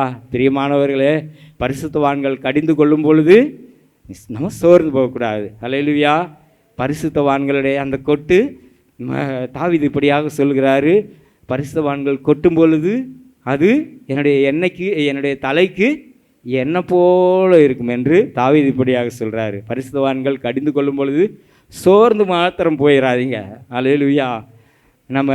நம்முடைய வேலை செய்கிற இடத்துல எல்லாரையும் விட்டுருவாங்க. ஒழுங்காக வேலை செய்கிற இடத்துல தான் அவனுக்கு தான் வேலைக்கு மேலே வேலை அதிகமாக கிடைக்கும். அதே போல் செபிக்கிற நமக்கு நம்முடைய ஆண்டவராகிய இயேசு கிறிஸ்து விண்ணப்பங்களையும் ஜெப ஆவியையும் நமக்கு தான் அதிகமாக ஊற்றுவார். அல்லேலூயா. நான் தாவீதின் வம்சத்தாக இருக்கோ ஜெபத்தின் ஆவியையும் விண்ணப்பத்தின் ஆவியையும் ஊற்றுவேன் என்று சொல்கிறார். அல்லேலூயா. தாவீதின் குமாரனானவர் நமக்குள்ளே தான் ஜெபத்தின் ஆவியையும் விண்ணப்பத்தின் ஆவியையும் ஊற்றிருக்கிறார். அல்லேலூயா. சாலமோன் ஜெபம் பண்ணி முடித்த பின்பு அக்கினி வானத்திலிருந்து இறங்கியது என்று பார்க்கிறோம். நாமும் ஜெபம் பண்ணும் பொழுது பரிசுத்த ஆவியானவர் நமக்குள்ளே வந்து அக்னிமயமான நாவுகளால் இறங்கி நம்முடைய ஜெபங்களுக்கு அனுகூலமாக இருப்பார். அல்லேலூயா. நாம் தொடர்ந்து நாம் ஆண்டவராகிய இயேசு கிறிஸ்துவை பற்றி கொள்வாங்களா? இப்போ மாத்திரம் இல்லைங்க, மறுமைக்கு நாம் போகிறதுக்கு முன்னாடி கூட நம்முடைய காரியங்கள் அனுகூலமாக இருக்கும். அல்லேலூயா. அவர் பரிசுத்த ஆவியானவர் மூலமாக நமக்குள்ளே இறங்குவார். அன்றைக்கு நம்முடைய ஆண்டவராகிய இயேசு கிறிஸ்துவுக்கு சிலுவையிலே கடைசி நொடியில் இறங்கின பரிசுத்த ஆவியானவர். அல்லேலூயா. கடைசி நொடியில் எப்படி இறங்கினார் பாருங்க. அல்லேலூயா. அந்நிய பாஷை மூலமாக ஏலி ஏலி லாமா சபக்தானி. அல்லேலூயா. இன்றைக்கும் பரிசுத்த ஆவியானவரை விசுவாசிக்காத கூட்டங்கள் இருக்கின்றது. அல்லேலூயா. உலகத்தில் இருக்கிறார்கள். அல்லேலூயா. அவர்களுக்கு பரிசுத்த ஆவியானவர் நம் நடுவிலே மகிமைப்பட்டு கொண்டிருக்கிறார் என்று நம்ம சொல்லணும். அல்லேலூயா. நம்முடைய அந்திய காலம் வரும் பொழுது, அதாவது கடைசி காலம், நம்முடைய கடைசி நேரம் வரும் பொழுது தான் அன்றைக்கு எப்படி ஆண்டவராகிய இயேசு கிறிஸ்துவோட பரிசுத்த ஆவியானவர் கடைசி வரைக்கும் இருந்தாரோ அதே போல் நம்மோடு கூட கடைசி வரை இருந்து நம்முடைய காரியங்களை நமக்கு அனுகூலமாக்குவார். அல்லேலூயா. விசுவாசிக்காதவங்களுக்கு கடைசி நேரம் வரும் பொழுது தான் தெரியும். அல்லேலூயா. நீங்களும் அடியானும் பாக்கியவான்கள். ஏன்? பிதா குமாரன் பரிசுத்த ஆவியானவரை நம்ம விசுவாசிக்கின்றோம். அல்லேலூயா. சர்வாங்க தகன பலி, போஜன பலி, சமாதான பலிகளை என்றென்றைக்கும் நாம் செலுத்தி கொண்டிருப்போம். நாம் அவரிடத்தில் நம்முடைய காரியங்களை நம்முடைய ஆண்டவராகிய இயேசு கிறிஸ்து நமக்கு அனுகூலமாக்குவார். நாம் பிழைத்திருப்போம். அவருடைய வசனத்தை கைக்கொண்டு அவருடைய சுவிசேஷத்தை அறிவிப்போம். தொடர்ந்து கர்த்தருடைய ஆவியானவர் தாமே நம்மை ஆசீர்வதித்து வழி நடத்துவாராக. உம்மை நேசித்து நான் வாழ்ந்திட உங்க கிருபை தாருமே. உம்மை வாஞ்சையா என்று தொடர்ந்திட உங்க கிருபை தாருமே. உம்மை நேசித்து நான் வாழ்ந்திட உங்க கிருபை தாருமே. உம்மை வாஞ்சையா என்னை தொடர்ந்திட உங்க கிருபை தாருமே. என்னை அழைத்தவரே உம்மை என்றென்றும் ஆராதிப்பேன். உம்மை உள்ளவரே உம்மை என்றென்றும் துதித்திடுவேன். என்னை அழைத்தவரே உம்மை என்றென்றும் ஆராதிப்பேன். உண்மை உள்ளவரே உம்மை என்றென்றும் துதித்திடுவேன். உம்மை நேசித்து நான் வாழ்ந்திட உம்மை கிருபை தாருமே.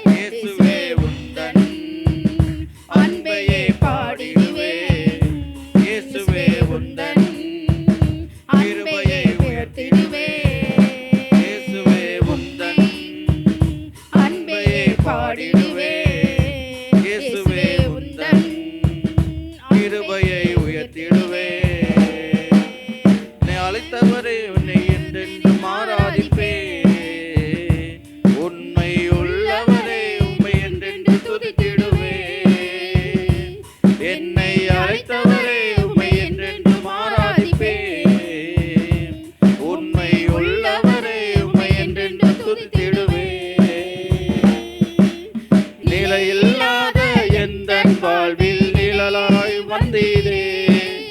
நித்தியமான வீட்டை குறித்து நம்பிக்கை தந்தீரே. நிலையில்லாத எந்த வாழ்வில் நிழலாய் வந்தீரே. நித்தியமான வீட்டை குறித்து நம்பிக்கை தந்தீரே. இயேசுவே உந்தன் அன்பையே பாடிடுவே. இயேசுவே உந்தன் கிருபையை உயர்த்திடுவே. இயேசுவே உந்தன் அன்பையே பாடிடுவே. இயேசுவே உந்தன் வருகைக்காய் காத்திருப்பே. என்னை அழைத்தவரே உம்மை என்றென்றும் ஆராதிப்பே. உண்மை உள்ளவரே உம்மை என்றென்று துதித்திடுவே. என்னை அழைத்தவரே உம்மை என்றென்றும் ஆராதிப்பே. உண்மை உள்ளவரே உம்மை என்றென்று துதித்திடுவே. உம்மை நேசித்து நான் வாழ்ந்திட உங்க கிருபை தாருமே. உம்மை வாஞ்சையாய் நாம் தொடர்ந்திட உங்க கிருபை தாருமே. உம்மை நேசித்து நான் வாழ்ந்திட உங்க கிருபை தாருமே. உம்மை வாஞ்சையாய் நான் தொடர்ந்திட உங்க கிருபை தாருமே. என்னை பலப்படுத்துகிற கிறிஸ்துவினாலே எனக்கு எல்லாம் செய்ய பலன் உண்டு. கர்த்தர் அந்த பலனை கொடுத்ததற்காக ஆண்டவருக்கு நன்றி செலுத்துகிறேன். எனக்காக ஜெபித்தவங்களுக்காக நான் நன்றி செலுத்திக் கொள்கிறேன். Praise the lord. ஆமென். நான் அநேகரை பார்க்கும்போது ரொம்ப சந்தோஷம். கர்த்தர் சபையை பார்த்து சந்தோஷப்படுகிறார். அல்லேலூயா. ஆகவே கர்த்தருக்கு நாம் மிகுந்த நன்றி உள்ளவர்களாக இருக்க வேண்டும். ஆகவே ஒவ்வொரு நாளும் நாம் அவருடைய பாதத்தை நித்தமும் தேடுங்க. அவரை சார்ந்து கொள்ளுங்க. அவரை சார்ந்து கொள்ளுகிற யாவரையும் கர்த்தர் கிருபையாய் பாதுகாக்கிறார். அல்லேலூயா சொல்லுவோமா? ஆமாம். நம்முடைய வாழ்க்கையில் எவ்வளோ பிரச்சனைகள் இருந்தாலும் அவரை மாத்திரம் பிடித்து கொள்ளுங்க. அழகாக நேர்த்தியாய் நம்மளை நடத்தி வருகிற தேவன் அவர் மட்டுமே. அல்லேலூயா. ஆகவே ஆண்டவருடைய சமூகத்தில் வந்திருக்க உங்களை யாவருக்கும் நான் ஆண்டவரை இயேசுவின் நாமத்தினாலே வாழ்த்துகிறேன். கர்த்தர் உங்களை ஆசீர்வதிப்பாராக. ஒரு நேரடியாக நான் செய்திக்கு வருகிறேன். அல்லேலூயா. செய்திக்குள்ளே வரும் பொழுது ஒரு சில, அதாவது உங்களுக்கு புரியும்படிக்காக ஒரு கற்பனையான ஒரு காரியத்தை நான் சொல்ல விரும்புகிறேன். இப்பொழுது இங்கே உட்காந்துருக்கும் போது தான் எனக்கு மனதில் தோணுச்சு. 2 ஆடு இருந்துச்சான். எத்தனை ஆடு? ஒன்று வத்தல், ஒன்று புஷ்டியானது. ஒன்று வத்தல், ஒன்று புஷ்டியானது. வத்தல் புஷ்டியானதை பார்த்து கேட்டுச்சான், நான் ரொம்ப நாளைக்கு முன்னாடி ஒன்று நான் பார்த்தேன், ஞாபகம் இருக்குதான்னு கேட்டுச்சான். ஆமாம் ஞாபகம் இருக்குது, நான் அடிபட்டு கீழே கிடக்கும்போது என்னை பார்த்துட்டு போன ஆள் தானே நீ அப்படின்னு சொல்லிச்சான். ஆமாம் அன்றைக்கி உதவி செய்ய முடியல, நான் போயிட்டேன் அப்படின்னு. ஆனால் இப்போ எப்படி நீ புஷ்டியானே அப்படின்னு கேட்டுச்சான். அதுக்கு அந்த ஆடு சொன்னிச்சான், I depend on Jesus. Jesus is my shepherd. அவர் என்னை காப்பாற்றினார். நான் அவரை சார்ந்து கொண்டேன். நான் எந்த நிலைமையில் இருந்தேனோ அந்த நிலைமையை மாற்றி இன்றைக்கு என்னை ஆண்டவர் கொண்டு வந்திருக்கிறார் அப்படின்னுச்சான். அப்படின்னா என்னை அந்த ஜீசஸ்ட்டை கொண்டு போ அப்படின்னுச்சான். வந்து பாருன்னு சொல்லிச்சான். அல்லேலூயா. அதுக்கும் போய் பார்த்துச்சான். எல்லா ஆடுகளும் புஷ்டியாக இருக்கிறத பார்த்துட்டு இதுக்கு சந்தோஷம், நானும் புஷ்டி ஆகணுமேனு. அப்போ அந்த ஆடுகள்லாம் போகிற இடத்துல எல்லாம் போணுச்சான். அங்கே இருக்கிற மேய்ப்பரை பார்த்து, இந்த மேய்ப்பர் எவ்வளோ அழகாக இருக்கிறார், எவ்வளோ அன்பாக இருக்கிறார், தன்னுடைய ஆடுகளை எவ்வளவாய் நடத்தி கொண்டு போகிறார். ஆனால் நானும் ஒரு மேய்ப்பன் கீழே இருந்தேன், அவன் என்னை விட்டுட்டு ஓடி போயிட்டான். அவன் கூலிக்கு மாரடிக்கிறவன், கூலிக்கு வேலை செய்கிறவன். என்னுடைய அக்கறையை அவன் பொறுப்பெடுத்து கொள்ளலை, என்னுடைய சுகத்தை அவன் பார்க்கல, என் சூழ்நிலையை அவன் பார்க்கல, அவன் விட்டுட்டு போயிட்டான். ஆனால் இங்கே வரும்போது இதனுடைய அழகை பார்த்து, அவர் நடத்துகிற அழகை பார்த்து, என்னை ஆண்டவருக்கு நான் அர்ப்பணிக்கிறேன் என்று சொல்லி தன்னை ஆண்டவரோடு சார்ந்து கொண்டுச்சான். ஹல்லேலூயா. ரொம்ப நாள் போனதுக்கப்புறம் புஷ்டியான ஆடு முதல்ல சந்திச்சிச்சுல, அந்த ஆடு இந்த ஆடை பார்த்துச்சான். நீ எப்படி இப்படி வந்துட்ட அப்படின்னு. நீ எப்படி டிபெண்ட் பண்ணி ஆண்டவரை டிபெண்ட் பண்ணியிருந்தியோ அதே மாதிரி நானும் ஆண்டவரை டிபெண்ட் பண்ணியிருந்தேன். இப்போ ஆண்டவர் என்னை சுகப்படுத்தினார், இன்றைக்கி நான் நல்லா இருக்கிறேன்னு சொல்லிச்சான். ஹல்லேலூயா. இது ஒரு கற்பனை கதை தான். இருந்தாலும் இன்றைக்கி அநேகருடைய வாழ்க்கையில் அநேகர் என்ன செய்கிறாங்க, ஆண்டவருடைய படைப்பை எப்படிப்பட்ட படைப்பு அப்படின்னா ஒருத்தரை ஒருத்தர் சார்ந்து இருக்கிற ஒரு காரியம்தான். ஆதாமை முதல்ல படைச்சார், அவன் ஆண்டவரோடு தான் இருந்தான், ஆண்டவரை சார்ந்து தான் இருந்தான். இருந்தாலும் அவனுக்கு ஏற்ற ஒரு துணையை ஏற்படுத்த வேண்டும் என்று சொல்லி தான் ஒரு ஏவாளை கொடுத்து ஒரு அவனை சார்ந்து அல்லது அவன் அவளை சார்ந்து இருக்கணும். கணவன் மனைவியை சார்ந்து இருக்கணும், மனைவி கணவனை சார்ந்து இருக்கணும். அல்லேலூயா. அப்படிப்பட்ட உறவில் தான் ஆண்டவர் நம்மளை படைத்து இருக்கிறார். அல்லேலூயா. அதனால் இந்த காரியத்தை எல்லாம் பார்க்கும் பொழுது எல்லாரும் ஒருத்தருக்கு ஒருத்தர் சார்ந்து இருந்தாலும் கர்த்தருடைய பிள்ளைகளாக இருக்கிற நீங்களும் நானும் கர்த்தரையே சார்ந்து இருக்கணும். எப்படி இந்த ஆடு கர்த்தரை சார்ந்து இருந்ததோ, அந்த ஆடு எப்படி வளர்ந்ததோ, எப்படி தன்னை மேய்ப்பனுக்கு அர்ப்பணித்து அவரே என் மேய்ப்பராய் இருக்கிறார் என்று சொல்லி அதை சார்ந்து கொண்டதோ, அந்த சார்ந்து கொண்டது நிமித்தமாக ஆண்டவர் 23வது சங்கீதத்தில் எழுதி வச்சிருக்கிறார். என்ன எழுதி வச்சிருக்காரு? கர்த்தர் என் மேய்ப்பராக இருக்கிறார், எனக்கு ஒரு குறையும். அப்போ அந்த ஆடு சொன்னிச்சான், எனக்கு ஒரு குறையே இல்லை. எப்படி இப்படிலாம் நடக்குது? என் ஆண்டவர் எல்லாம் பார்த்து கொள்கிறார், என் தேவைகளை அவர் சந்திக்கிறார், என்னை நடத்த வேண்டிய வழியில் நடத்துகிறார், ஆபத்து வரும்போது காப்பாற்றுகிறார், நித்திய ஜீவனுக்கு ஏதுவான வாழ்க்கை எனக்கு இந்த பூமியில் கொடுத்துருக்கிறார். அதனால தான் நான் இப்படி இருக்கிறேன். ஹல்லேலூயா. இன்றைக்கி நீங்கள் நான் சொல்ல முடியுமா? நீங்கள் நான் சொல்ல முடியுமா? நெருக்கமான சூழ்நிலை வந்தாலும் சீசர்கள்ட்ட இந்த ஆண்டவரை இயேசுவை பிடிச்சிட்டு போயிட்டாங்க. பிடிச்சிட்டு போய் பிலாத்துனுடைய அரண்மனையில் விசாரணைக்கு நிற்கிறார். பேதுரு குளிர் காஞ்சிருக்கிறதுக்காக போகிறான். அங்கே ஒருத்தி சொல்கிறா, இவனும் அவனை சார்ந்தவனே, அவனோடு இருந்தான், நான் பார்த்தேன். அன்றைக்கி காதால் வெட்டினும் போது நீ தானே வெட்டின? அவன் தான். அப்படி இல்லைப்பா, நான்லாம் இல்லைப்பா, அவர் யாரோ நான் யாரோ, சத்தியமாக எனக்கு தெரியவே தெரியாது, நீ சொல்கிற ஆள் வேறு நான் வேறு அப்படின்னு ஒதுக்கிட்டு போயிட்டான். இல்லையா? யாரெல்லாம் சார்ந்துன்னு இருப்பான். அவன் தான் சொன்னான், மரணமானாலும் நான் உம்மோட தான் இருப்பேன். அவன் தான் சொன்னான், அதாவது நான் உம்மோட தான் இருப்பேன் அப்படின்னு சொல்லிட்டு ஏற்கனவே அவன் சொல்லி ஆண்டவர்கிட்ட பேசிடுறான். அப்படி சொன்ன ஆட்கள் பூரா கடைசியில் சிலுவையில் வரும்போது ஒருத்தர் கூட நிற்கலை, எல்லாம் ஓடி போயிட்டாங்க. நான் அவர் ஏதாவது சார்ந்து நிற்பேன்னு சொன்னாங்கன்னா ஓடி போயிட்டாங்க. அப்பப்போ நாமும் என்ன செய்கிறோம் அப்படின்னா, கர்த்தரை சார்ந்து தான் நிற்கிறேன், கர்த்தரை சார்ந்து தான் நான் வாழ்வேன் அப்படின்னு நம்ம உறுதி கொடுத்துட்டு பிரச்சனைகள் வரும்போது, போராட்டங்கள் வரும்போது என்ன செய்கிறோம்? அவரை சார்ந்து இருக்கிறத முடியல. சார்ந்து இருக்கவே ஒருத்தன் கிறிஸ்துவுக்குள் இருந்தால் அவன் என்ன செய்கிறான்னா புது சிருஷ்டியாக இருக்கிறான். அல்லேலூயா. ஆகவே அந்த புது சிருஷ்டியாக இருக்கிற அவன் எந்த சூழ்நிலையிலும் கர்த்தரையே சார்ந்து நிற்கிற ஒரு பழக்கத்துக்குள்ளே வந்துடுவான். இல்லையா? ஏனென்றால் என் பாவத்தை மன்னித்தவர் அவர், எனக்காக ஜீவனை கொடுத்தவர் அவர், என் வாழ்க்கையில் என்னை நடத்தி கொண்டு அவர் நித்திய ஜீவனுக்கு நடத்தி கொண்டு போகிறவரும் அவரே என்று அறிந்திருக்கிறதுனால் நான் அவரையே சார்ந்து நிற்கிறேன். இதுதான் ஒரு விசுவாசிகளுடைய உண்மையான ஒரு அறிக்கையாக இருக்கணும். இம்மைக்காக மாத்திரம் நம்ம என்ன செய்யக்கூடாது? ஆண்டவர் எனக்கு வேணும்னு சொல்லிட்டு ஆண்டவரிடத்தில் வரக்கூடாது. பாடுகளும் மத்தியில், உபத்திரவங்களுக்கு மத்தியில் தேவனை சார்ந்து கொள்ளுகிறது தான் நாம் டிபெண்ட் பண்ணி இருக்கிறதுன்னு அர்த்தம்.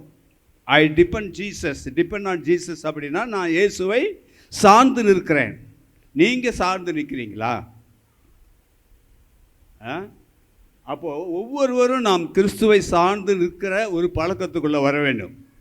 நாம் கிறிஸ்துவை சார்ந்து நிற்காத பட்சத்தில் கர்த்தருடைய வருகை வந்தால் கைவிடப்பட்டு போவோம். நம்ம என்னதான் ரட்சிக்கப்பட்டிருந்தால் அபிஷேகம் பட்டிருந்தாலும் நாம் கர்த்தரை சார்ந்து நிற்கவில்லை என்றால் என்ன ஆகும்? கைவிடப்படுவோம். Praise the lord. ஆகவே வேதம் நமக்கு சொல்லுகிறது, சங்கீதத்தின் புஸ்தகத்தில் 2வது அதிகாரம் 12வது வசனத்தின் கடைசி வரி, அண்டிக் கொள்ளுகிற, அவரை அண்டிக் கொள்ளுகிற, அதை அண்டர்லைன் பண்ணிக்கங்க, அவரை சார்ந்து கொள்ளுகிற, அவரோடு இணைத்து கொள்ளுகிற, அவர் மேல் நம்பிக்கையாக இருக்கிற, அதுதான் அடைக்கலமாக இருக்கிற அந்த காரியத்தை தான் அது குறிக்குது. Price the Lord. அண்டிக் கொள்கிற யாவரும் ஏன் பாக்கியவான்? அவருடைய வருகையில் நாம தான் எடுத்துக்கொள்ளப்படுவோம். வருகிற கோபாக்கினைக்கு தப்பித்துக் கொள்ளும்படி கர்த்தர் அவரை அண்டிக் கொள்கிறவர்களை கர்த்தர் என்ன செய்கிறாரு? பாதுகாக்கிறார். அல்லேலூயா. எத்தனை பேர் நீங்கள் நம்புறீங்களோ நம்பலையோ தெரியல, எத்தனை பேர் விசுவாசிக்கிறீங்களோ இல்லையோ தெரியல.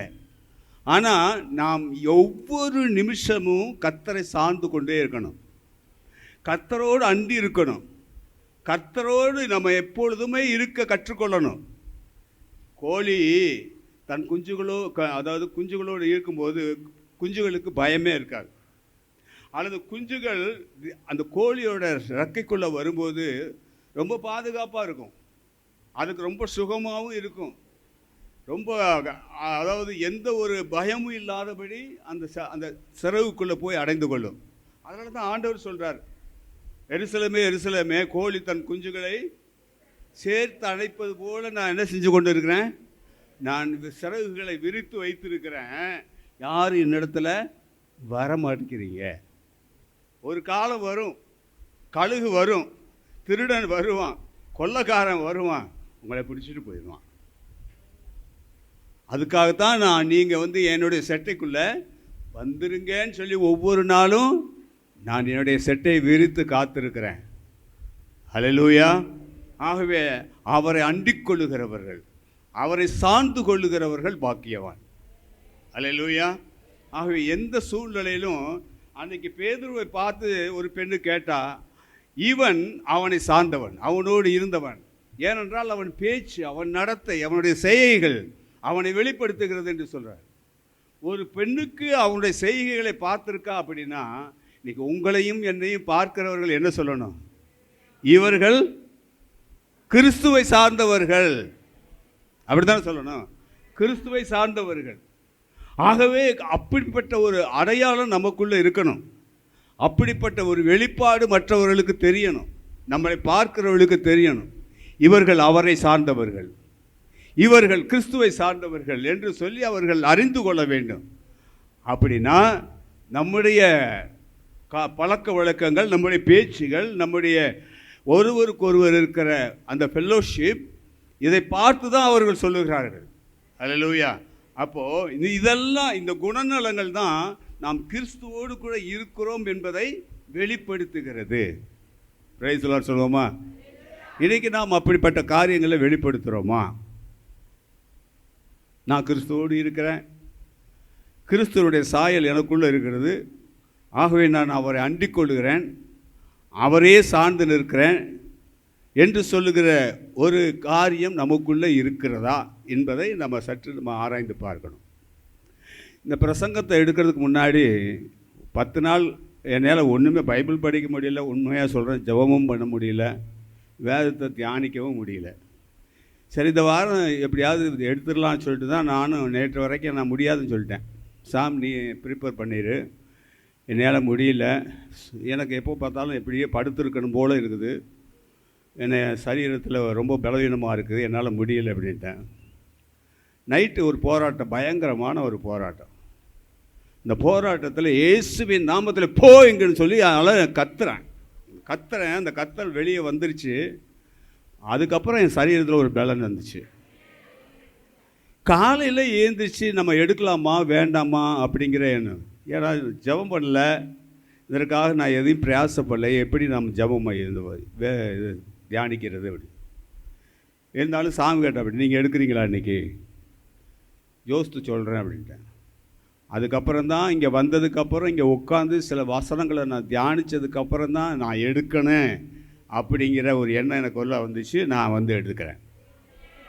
இது என்னால் வந்தது இல்லை, இது நான் பேசுகிற வார்த்தையும் இல்லை, கர்த்தர் கொடுக்கிறார், அந்த வார்த்தையை நான் பேசுகிறேன். சிம்பிளாக தான் நான் எடுக்க போகிறேன். 3 பாயிண்ட். அல்லேலூயா. எந்த சூழ்நிலையிலும் இந்த 2வது அதிகாரத்தில் நம்ம வாசித்தது போல, குமாரன் கோபம் கொள்ளாமலும் நீங்கள் வழியில் அழியாமல் இருக்கும்படி அவரை முத்தம் செய்யுங்கள். கொஞ்ச காலத்தில் அப்படின்னா இன்னும் கொஞ்சம் காலம்தான், இன்னும் கொஞ்ச காலத்தில் கோபம் பற்றி எரிய போகுது. யாரெல்லாம் அவரை சார்ந்து கொள்கிறாங்களோ, யாரெல்லாம் அவரை அண்டிக் கொள்கிறார்களோ அவர்கள் பாக்கியவான்கள். நீங்கள் நானும் பாக்கியவான்களாக இருக்க வேண்டும் என்பதற்காகத்தான் ஆண்டவர் இந்த வசனத்தை குறித்து இந்த 23வது எனக்கு தியானம் பண்ணும்படி செஞ்சார். படுத்துக்கிட்டே அதை குறித்து தியானம் பண்ணி இதில் என்ன வசனம் இருக்குது, எல்லாத்துக்கும் தெரிஞ்ச வசனம் தானே அப்படின்னு யோசனை பண்ணிக்கிட்டே இருக்கும்போது தான் இங்கே வந்து 2-3 வசனங்களை எனக்கு காண்பித்தார். அதை நான் உங்களுக்கு காண்பித்து கொடுத்து நாம் எப்பொழுதும் அவரை சார்ந்து நிற்க வேண்டும் என்பதை குறித்து நாம் தெரிந்து கொள்ள வேண்டும். அல்லேலூயா. ஆகவே நாம் கர்த்தருடைய ஆதரவில் இருக்கிறோம் என்பது தான் ஆண்டவர் நமக்கு கற்றுக் கொடுக்கிற ஒரு காரியம். அதை நாம் தெரியப்படுத்துகிறார். எப்பொழுதும் என்னை சார்ந்து கொள்ளுங்கள், என்னோடு கூட இருங்க. அதனால தான் ஆண்டவர் சொல்ற, வருத்தப்பட்டு பாரம் சுமக்கிறவர்களே நீங்கள் எல்லாரும் என்னிடத்துல வாருங்க, நான் உங்களுக்கு. ஆமாம், அந்த இளைப்பாறுதலை எங்கே கிடைக்கும் அப்படின்னா தேவ சமூகத்தில் தான், அவருடைய பாதத்தில் தான், அவரோடு அண்டி இருக்கிற பிள்ளைகளுக்கு மாத்திரமே அந்த இளைப்பாறுதல் கிடைக்கும். பிரைஸ் எல்லாம் சொல்லுவோமா? ஹல்லேலூயா. ஆகவே அந்த இளைப்பாறுதலுக்குள்ளே நாம் போகணும்னா பூமியில் அவரை நாம் அண்டிக் கொள்ளணும். புரியுதுங்களா உங்களுக்கு? அந்த இளைப்பாறுதலுக்குள்ளே போகணும்னா பூமியில் என்ன வாழ்கிற நீங்களும் நானும் அவருடைய பாதத்தில் அவரை அண்டிக் கொள்ளணும், அவரை சார்ந்து கொள்ளணுங்கிறது தான் தேவ விருப்பம். பிரைஸ் எல்லாம். ஆகவே நாம் அவரை சார்ந்து நிற்போம். அவரோடு கூட என்ன பிரச்சனைகள் வந்தாலும் சரி, போராட்டங்கள் வந்தாலும் சரி, உயிரே போகிறதா இருந்தாலும் சரி, நான் அவர்கிட்ட போயிடுவேன். அந்த நம்பிக்கையோடு நம்ம என்ன செய்யணும்? அவரை சார்ந்து நிற்க. அல்லேலூயா. சீசர்கள் விட்டுட்டு ஓடினது மாதிரி இன்றைக்கி நிறைய பேர் விட்டுட்டு ஓடிடுறீங்க இடையில. நீங்கள் யாரோ நான் யாரோன்னு. அல்லேலூயா. அப்படி இருக்கவே கூடாது, என்றைக்குமே இருக்கக்கூடாது. இன்றைக்கி மனசில் வச்சுக்கிங்க, ஒரு தீர்மானம் பண்ணினீங்கன்னா கர்த்தருடைய பிள்ளைகள் அந்த தீர்மானத்தில் உறுதியாக இருக்கணும். அலசல் அடிக்கக்கூடாது. ஆற்றுல ஒரு கால் சேத்துல ஒரு கால்லாம் வச்சுக்கிட்டு நம்ம இருக்கவே கிறிஸ்துவனுடைய சபையில் இருக்கவே கூடாது. கிறிஸ்துவை விசுவாசிக்கிறவர்களுக்கு அப்படிப்பட்ட ஒரு எண்ணமே இருக்கக்கூடாது, வரக்கூடாது. பிரைஸ் எல்லாம். வாழ்ந்தாலும் மரித்தாலும் அவருக்காக தான், என்ன நடந்தாலும் அவருக்காகத்தான். ஹல்லேலூயா. ஆகவே இந்த உலகத்தில் நம்ம ஒன்றும் கொண்டு வந்ததில்லை, கொண்டு போதும். ஆமாம், ஹல்லேலூயா. பிறந்தோடனே சங்கிலியை போடுறோம், தங்க சங்கிலியை போட்டுருவோம். பிறந்த உடனே ஆஹா எனக்கு பொண்ணு பிறந்திருக்குன்னு சொல்லி 2 பவுனுக்கு எடுத்து சங்கிலியை போட்டுருவோம் இல்லையா? ஏன்னா பொண்ணுக்கு தானே சங்கிலி போட முடியும். இப்போ பையனுக்கு சேர்த்து போடுறோம்னு வச்சுக்கோங்க. அது எதுக்கு? நம்முடைய மகிழ்ச்சியை காண்பிக்கிறதுக்காக போடுறோம் இல்லையா? ஆனால் அதே சமயத்தில் இந்த குழந்தைக்கு போட்ட செயின்னு அடுத்த நாள் இருக்குமா? அடமானத்துக்கு போயிடும். பிரைஸ்லாம் சொல்லுவோமா? ஆகவே இதெல்லாம் அழிந்து போகிறது, அழிஞ்சு போகக்கூடிய காரியம். நித்தியத்தை தேட வேண்டுமானால் இங்கே நாம் என்ன செய்யணும்? சத்தியத்தின்படி கர்த்தரை சார்ந்து நிற்க வேண்டும். நீங்கள் கர்த்தரை சார்ந்து நிற்கும் போது மாத்திரமே உங்களுக்கு நிறைவான போஜனமும் நிறைவான வாழ்வும் இந்த 23வது சங்கீதத்தில் சொல்லப்பட்டபடி உங்களுக்கு இந்த பூமியில் ஆண்டவர் உங்களுக்கு ஆசீர்வாதத்தை கட்டளையிடுவார். நீங்கள் நினைப்பதற்கு வேண்டிக் கொள்வதற்கு அதிகமாக அவர் கிரியை செய்ய ஆரம்பிப்பார். எப்போ? நீங்கள் அவரை சார்ந்து நிற்கும்போது மாத்திரமே. அல்லேலூயா. ஆகவே நாம் அவரை எப்பொழுதும் சார்ந்து நிற்க வேண்டும் என்பதும் தேவனுடைய சித்தமாகவும் இருக்கிறது. என் பிள்ளை என்னிடத்தில் இருக்க மாட்டாங்களா என்று சொல்லி. அவை எனக்கு அருமையானவர்களே, இன்றைக்கி ஆண்டவர் நமக்கு கற்றுக் கொடுக்கிற ஒவ்வொரு காரியத்தையும் பார்க்கும் பொழுது மிக அழகாக நேர்த்தியாக இருக்குது. எதுக்காக இவ்வளோ சத்தியங்கள்லாம் வெளிப்படுது அப்படின்னா, என் பிள்ளைகள் என் பக்கத்தில் அமர்ந்து என் வார்த்தைகளை கேட்க வேண்டும். அல்லேலூயா. தாவீது ஒரு முறை சாலமோனை பார்த்து சொல்கிறார், எப்பா என் காலம் முடிய போகுது, நான் கர்த்தரோடு இருந்தேன், கர்த்தர் என்னோடு இருந்தார், அதுபோல் நீயும் கர்த்தரோடு இருந்தால் கர்த்தர் உன்னோடு இருப்பார். அதான் அப்படின்னா என்ன? நீ கர்த்தரை சார்ந்திருந்தால் கர்த்தர் உன்னோடும் சார்ந்து இருப்பார் அப்படிங்கிற அர்த்தத்தில் அது சொல்கிறான், தாவீது சொல்கிறான். ஆகவே நீ விட்டுறாத, அவரை விட்டுறாத, அவர் தான் உனக்கு எல்லாமாக இருக்கிறார் என்று சொல்லி தாவீது தன்னுடைய குமாரனுக்கு கடைசி நாட்களில் சொல்லுகிறதை பார்க்கிறோம். இன்றைக்கும் சபையில் கர்த்தருடைய பிள்ளைகளை பார்த்து ஆவியானவர் பேசுகிறார். நீங்கள் என்னோடு இருந்தால், அதாவது நீங்கள் என்னை சார்ந்து இருந்தால் நான் உங்களோடு இருப்பேன், நான் உங்களை பாதுகாப்பேன், நான் உங்களை போஷிப்பேன், நான் உங்களை நித்தியத்துக்கு அழைத்து செல்வேன். இதுதான் ஆண்டவர் கொடுக்குற வாக்குத்தத்தம். அல்லேலூயா. ஆகவே நாம் ஒன்றும் கொண்டு வந்ததில்லை, கொண்டு போகிறதில்ல. ஆனால் கர்த்தரோடு இருக்க வேண்டும் என்ற நோக்கத்தில் தேவன் நம்மளை என்ன செஞ்சிருக்கார்? நம்மளை அரவணைச்சிருக்கிறார். அதனால் அவருடைய பாதத்தில் அமருங்க. அல்லேலூயா. ஆகவே எந்த ஒரு சூழ்நிலையிலும் இப்போது மனுஷனை நம்பலாம். சார்ந்திருக்கலாங்களா? சில பேர் சார்ந்திருக்காங்களா இல்லையா? தகப்பன் தன்னுடைய மனைவியை சார்ந்திருக்கிறான், அல்லது மனைவி கணவனை சார்ந்திருக்கிறா, பிள்ளைகள் பேரண்ட்ஸை சார்ந்திருக்காங்க. பறவைகள் கூட அந்தந்த இனத்தை சேர்ந்த பறவைகளோடு தான் இருக்கும், மற்ற பறவைகளோடு சேராது. அதுனா என்ன அர்த்தம்னா, கர்த்தருடைய பிள்ளைகள் கர்த்தரோடு சேர்ந்துருக்கணும், கர்த்தருடைய பிள்ளைகள் அல்லாதவரோடு நம்ம சேரவே கூட. அதுதான் சொல்லப்பட்டிருக்கு. ஹல்லேலூயா.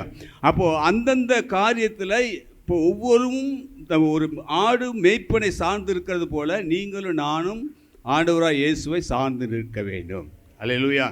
ஒரு வசனம் சொல்லப்பட்டிருக்கு, அதாவது நண்பனை சார்ந்திருக்கலாமா, அல்லது நம்பகத்தகுந்த ஒரு நண்பனை சார்ந்திருக்கலாமா, அல்லது ஒரு ராஜாவை சார்ந்திருக்கலாமான்னா, உனக்கு நம்பகமான ஒரு ஆளாக இருந்தால் நீ சார்ந்து இருக்கலாம் இல்லையா? சார்ந்துருந்தானாக்கா, அதாவது இந்த பூமியில் உன்னை காப்பாற்றுவதற்கு நான் இருக்கிறேன் அப்படின்னு தகப்பன் சொல்லுவது போல் ஒரு நண்பன் சொல்லுகிறான், அல்லது உனக்கு உறவினர்கள் சொல்கிறாரு அப்படின்னா உங்களுக்கு நம்பிக்கை இருந்தால் சேரலாம், இல்லை அப்படின்னா சார்ந்து நிற்கக்கூடாது. இந்த பூமியில் இருக்கிறதுனால நான் சொல்கிறேன். ஆனாலும் உன்னுடைய நம்பிக்கை எங்கே இருக்கணும்? கர்த்தர் மேலே தான் இருக்கணும். கர்த்தர் உனக்கு அப்படிப்பட்ட ஒரு கிருபையை கொடுத்திருந்தா ஒரு மனுஷனை கொண்டு உன்னை போஷிப்பதற்கு கர்த்தர் வழி நடத்துவார். இதுதான் சார்ந்து இருக்கிறது. புரியுதுங்களா? இப்போ 1 சாமுவேல் 22வது அதிகாரத்தில் 23வது வசனத்தை வாசிக்கலாம். 1 சாமுவேல் 22:23. நீ என்னிடத்தில் இரு, பயப்பட வேண்டாம், என் பிராணனை வாங்க தேடுகிறவனே உன் பிராணனை வாங்க தேடுகிறான். என்னது? ஆதரவு. அங்கே இந்த இடத்துல ஆதரவு என்பது என்ன? என்னை சார்ந்து நெல்லு, எப்பொழுது என்னை சார்ந்து கொள், ஆகவே நான் உன்னை காப்பாற்றுறேன், என் ஆதரவிற இரு என்று சொல்கிறான். இது யாருக்கு சொன்னது? எங்கே நடந்தது? ஒரு நாள் தாவீதுக்கு பசி வந்துருச்சு, அவனுக்கும் அவனோடு இருந்தவனுக்கு. இப்போ புரியுதா? அவன் எங்கே போகிறான்? ஆசாரியன்ட்ட போய் அப்பம் கேட்குறான். அப்பம் இல்லை அப்படிங்கிறான். நேற்று சுற்ற அப்பம் இன்றைக்கி இருக்குமே, அது இன்றைக்கி பலிபீடத்தில் ஏறாதுல்ல, இன்றைக்கி எடுத்துருப்பீங்களா, அதை கொடுங்கன்னு கேட்குறான்.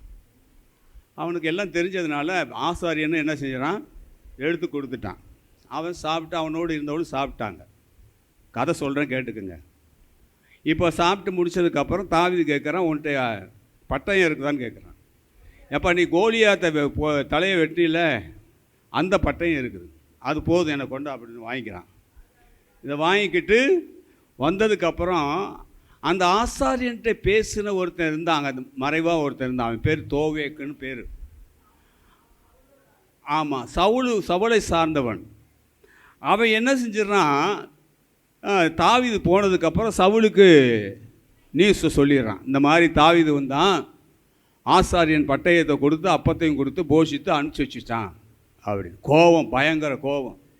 தோவக்க வர சொல்லி ஆசாரியர்கள்லாம் வர சொல்லி விசாரிக்கிறான்.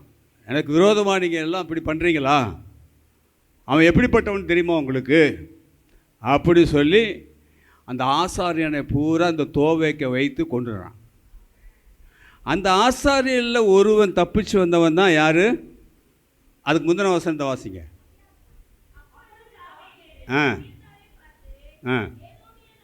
அபியத்தார். அவன் பேர் என்ன? அபியத்தார். இந்த அபியத்தாரை பார்த்து என்ன சொல்கிறான்? ஆமாம், சரி, இந்த தோவேக்கு அந்த இருந்தபடினால தான் இந்த இப்படிப்பட்ட பொல்லாப்பு வந்துச்சு. ஆகவே அவன் என்னை கொல்லுவான், என்னை கொல்றதுக்கு பதிலாக தான் இந்த மாதிரி காரியம்லாம் நடந்துச்சு, இது என்னால் நடந்தது தான். ஆகவே நீ பயப்பட வேண்டாம், நீ ஏன்ட்ட இரு, நான் பார்த்துக்கிறேன் அப்படிங்கிறான். புரியுதா உங்களுக்கு? ஹல்லேலூயா. அப்போ இந்த சூழ்நிலைகளை பார்க்கும்போது ஒரு மனுஷனுடைய வாழ்க்கையில் பல விதமான பிரச்சனைகள் வரலாம், போராட்டங்கள் வரும்பொழுது அவன் தப்பித்து கொள்வதற்காக அந்த நிமிஷத்தில் யாரை தேடி போவதென்று அவனுக்கே தெரியல. ஏன்னா ஆசாரியனை பூரா கொண்டுட்டான். எங்கே போனாலும் அவனுக்கு ஆபத்து இருக்குது, இவனையும் கொன்றுவாங்கங்கிற எண்ணம் வந்ததுனால இப்போ தாவீதை இங்கே வந்தானே, தாவீதுட்டே போயிடலாம். தாவீது எங்கே இருக்கிறானோ அவன் இருக்கிற இடத்துல ஆண்டவர் இருக்கிறார். ஆகவே நான் அவன்கிட்ட போயிட்டேன்னா அவன் என்னை பாதுகாத்து கொள்வான் என்று சொல்லி எந்த மனுஷரிடத்திலும் போகாமல் தேவனுடைய மனுஷனாகிய தாவீதிடத்தில் போய் அண்டி கொண்டான் என்று பார்க்குறோம். Price the Lord. கடைசி வரைக்கும் அவனை கண்மணியை போல அவனுக்கு எந்த பிரச்சனையும் வராதபடி அந்த அபியத்தாரை தாவீது பாதுகாத்து கொண்டான். அவனுடைய அரசாங்கம் திரும்பி வரும் பொழுது இந்த அபியத்தார் தான் ஆசாரியனாய் மாறினான். பிரைஸ் தி லார்ட் சொல்லுவோமா? ஆகவே இந்த அபியத்தார் எப்படி தாவீதினுடைய ராஜாங்கத்தில் ஆசாரியனாக உயர்த்தப்பட்டானோ அதுபோல தான் நீங்களும் நானும் தேவனுடைய சமூகத்தில் நாம் அவரை அண்டி கொண்டு இருக்கும் பொழுது, ஏற்ற காலம் வரும்பொழுது கர்த்தர் நம்மையும் பரலோகத்தில் உயர்த்துவார். அதுக்கு அடையாளம் தான் இது. Price the lord. ஆகவே ஒரு காரியம், எந்த ஒரு காரியத்திலையும் நீங்கள் எந்த மனுஷனை நம்பினாலும் உங்கள் இருதயம் சொன்னுச்சுன்னா அவனை நம்பினா நமக்கு இந்த காரியம் இருக்கும், பாதுகாக்க உண்டாகும், நன்மை உண்டாகும் என்று நினச்சிங்கன்னா மாத்திரம்தான் செய்யணும். இல்லை அப்படின்னா செய்யவே கூடாது. கர்த்தரை தான் சார்ந்து நிற்கணும். Praise the lord. ஹல்லேலூயா.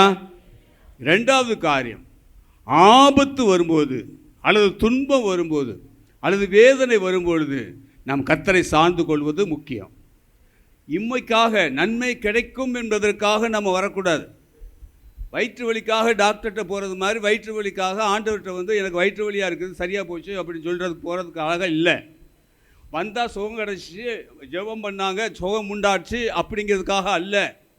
இது ஆண்டவர் கொடுக்குற கிருபை, இரக்கம். அதனால் ஆண்டவர் உங்களுக்கு என்ன செய்கிறார்? அவர் வைத்தியரார். அதனால் பரம வைத்தியர் அவர் வரவங்களுக்கெல்லாம் சுகப்படுத்துகிறவர் தான். இன்றைக்கும் சுகம் கொடுக்குறவர் தான். அவருடைய சமூகத்துக்கு நீங்கள் வந்தாலே ஆண்டவர் சுகம் கொடுக்குறவர் தான்.